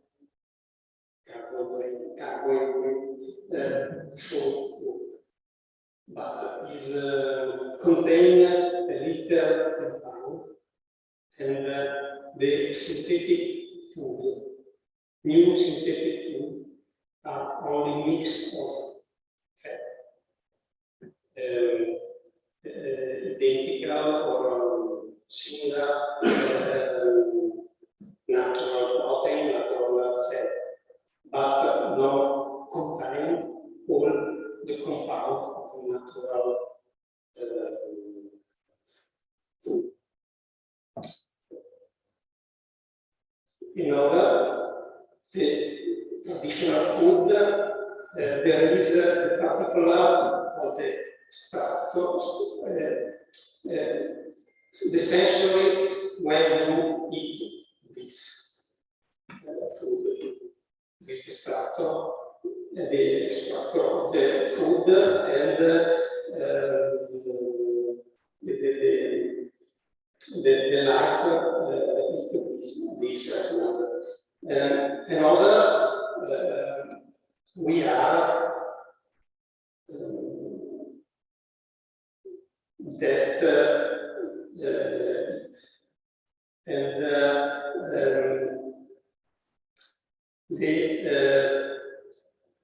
for me, in the future, for the health of the people, other the typical parameter of the globe is important.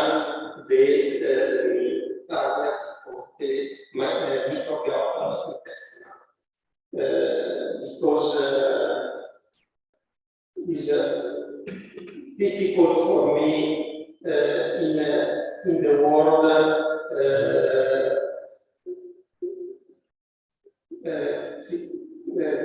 things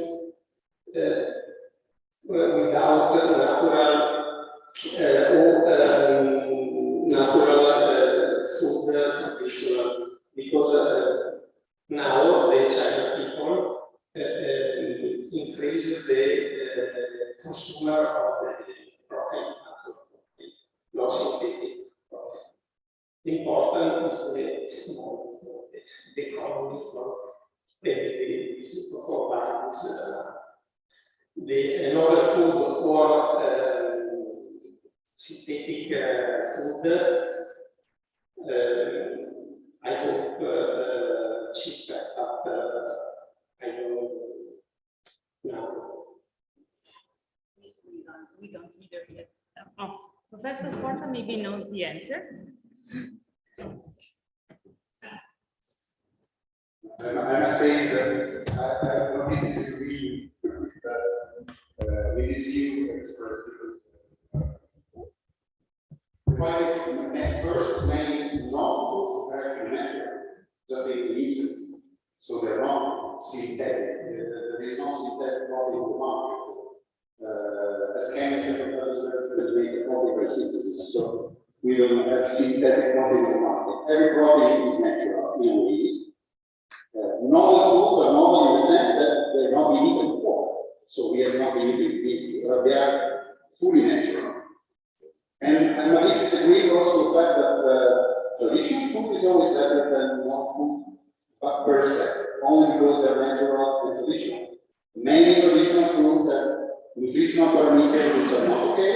Many are okay. So it's not a discriminant point that if it is novel or traditional to be good for your health or not. I don't have, of course, the point of sensory perception, which is very much personal. Many traditional foods say are not good for your health. Many traditional foods are good for your health. Many novel foods may be not good for your health. Many novel foods may be good for your health. So I would say the fact that traditional is by superior to novel only because it's traditional, that's the point where I disagree. So we have to watch food by food, properties by properties, and check it carefully. And as I say, synthetic protein in the market do not exist. They are all natural in a way, unless for synthetic we need something which is being extracted from a source. But of course, this is always a natural source that provides the sorry. Is there anyone else who wants to add something? Okay, then I ask if I can. No, very fast. Super fast.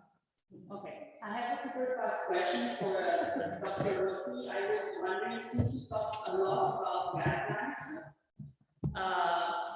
how, if you have any data on how these guidelines have been effective, if they're being followed by individuals, consumers, what their impact has been up until now. Thank you. Thank you for this question. The last two questions, the motion. We do not have this impact evaluation. We plan the impact evaluation of the last version of the guidelines, almost just invisible. It is important to point out that if the changes coming out over time, the changes in nutrition, we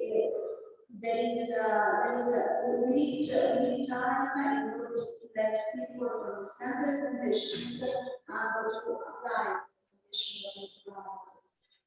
It's a little bit the same distance or seen from scientists, from production and people,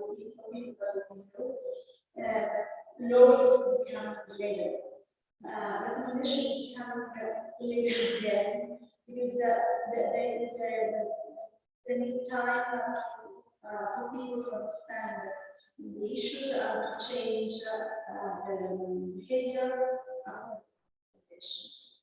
I think you might to the first question related to the sustainability, how consumer will done in terms of sustainability. And strongly convinced that consumer adopt either in terms of address the production, meaning that if we have in the market processed food with sugar, for example, if you don't buy this, the company will stop to produce. In the last standards, as I mentioned, we have this directive on sustainability, in which introduce very simple and practical action to protect the environment, compatible with the production of the health. To explain what we are talking exactly in the practical things that consumers have done to achieve the result. So, in my opinion, consumers will do more. Okay, thank you. Thank you very much. I'm gonna make a super last comment. Actually, since I used to teach in the course, it was about molecular figures are senses. I think the best answer to the question is that most people, I think, my opinion, but also the improved research, buy food because so they say that the hedonistic factor always beats the health factor. And that's a problem because, and again, it's a problem because we scientists, we know very well, working from the evil side, what we have to put in the food to make the food be liked by people. So many companies, they create a food which is good, and this food is going to be bold because it's good, but of course it can be extremely unhealthy. And that's, I think that's the problem, that people buy the food with the stomach and not with the brain. And I don't know, we have a way out of this. Yeah. We constantly ask the technology to produce something with 0 calories that is exactly like pizza. So please go on with that. It's your job. That's a difficult one. No carbs. No, zero calories in the pizza. Professor, we want to say, do you want to say something to close up the works for this morning? Maybe the two of us.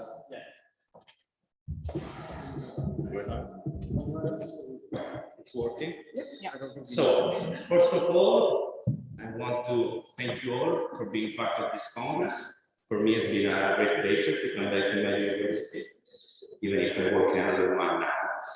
This has been 2 days full of speeches and debates, and I think that all we, both scholars and stakeholders, will have many topics to work on and to deepen in our future works.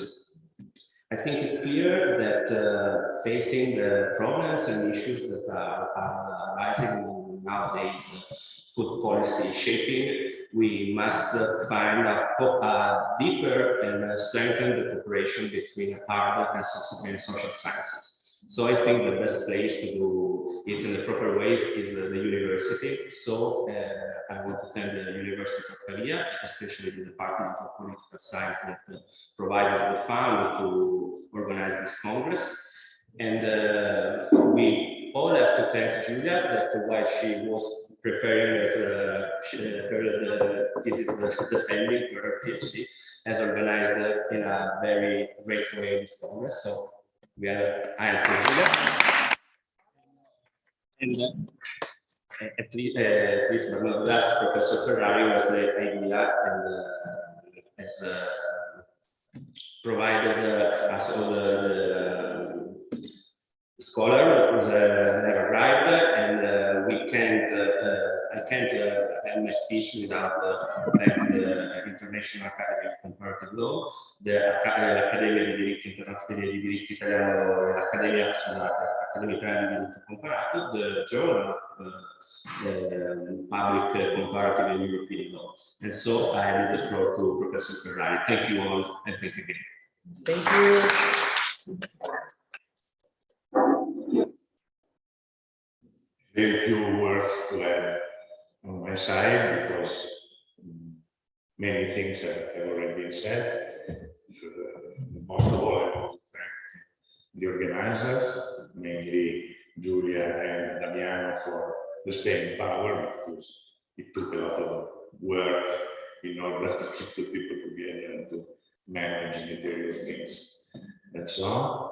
And then thanks to the IACL, as far as I remember, this is one of the few occasions that the executive was able to organize a seminar abroad in comparison with Paris, where we normally meet together with all the Italian association, which is not easy normally to put together, seriously.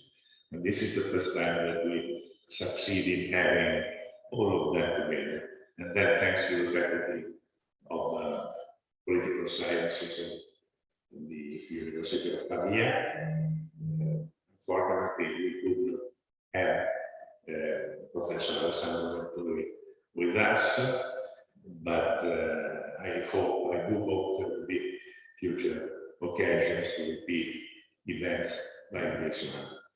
So I think we can proclaim the end of the seminar, and obviously thanks to the speakers, those who have been able to be present in person, and those who have been able to follow the works and to participate from their house or their department online. And for the patients, because I see that some of the speakers have been attending all the time, while normally some have a tendency to disconnect after speaking. So thanks for that. I would always plan to ask the authors, the speakers, to send a paper. Maybe I will diffuse an invitation call in order to get the papers, and we decide whether to publish a book or to dedicate a special issue of the review of public, comparative, and European. Thanks again, and see you soon, hopefully. Thank you. And see you soon. Thank you. Bye-bye.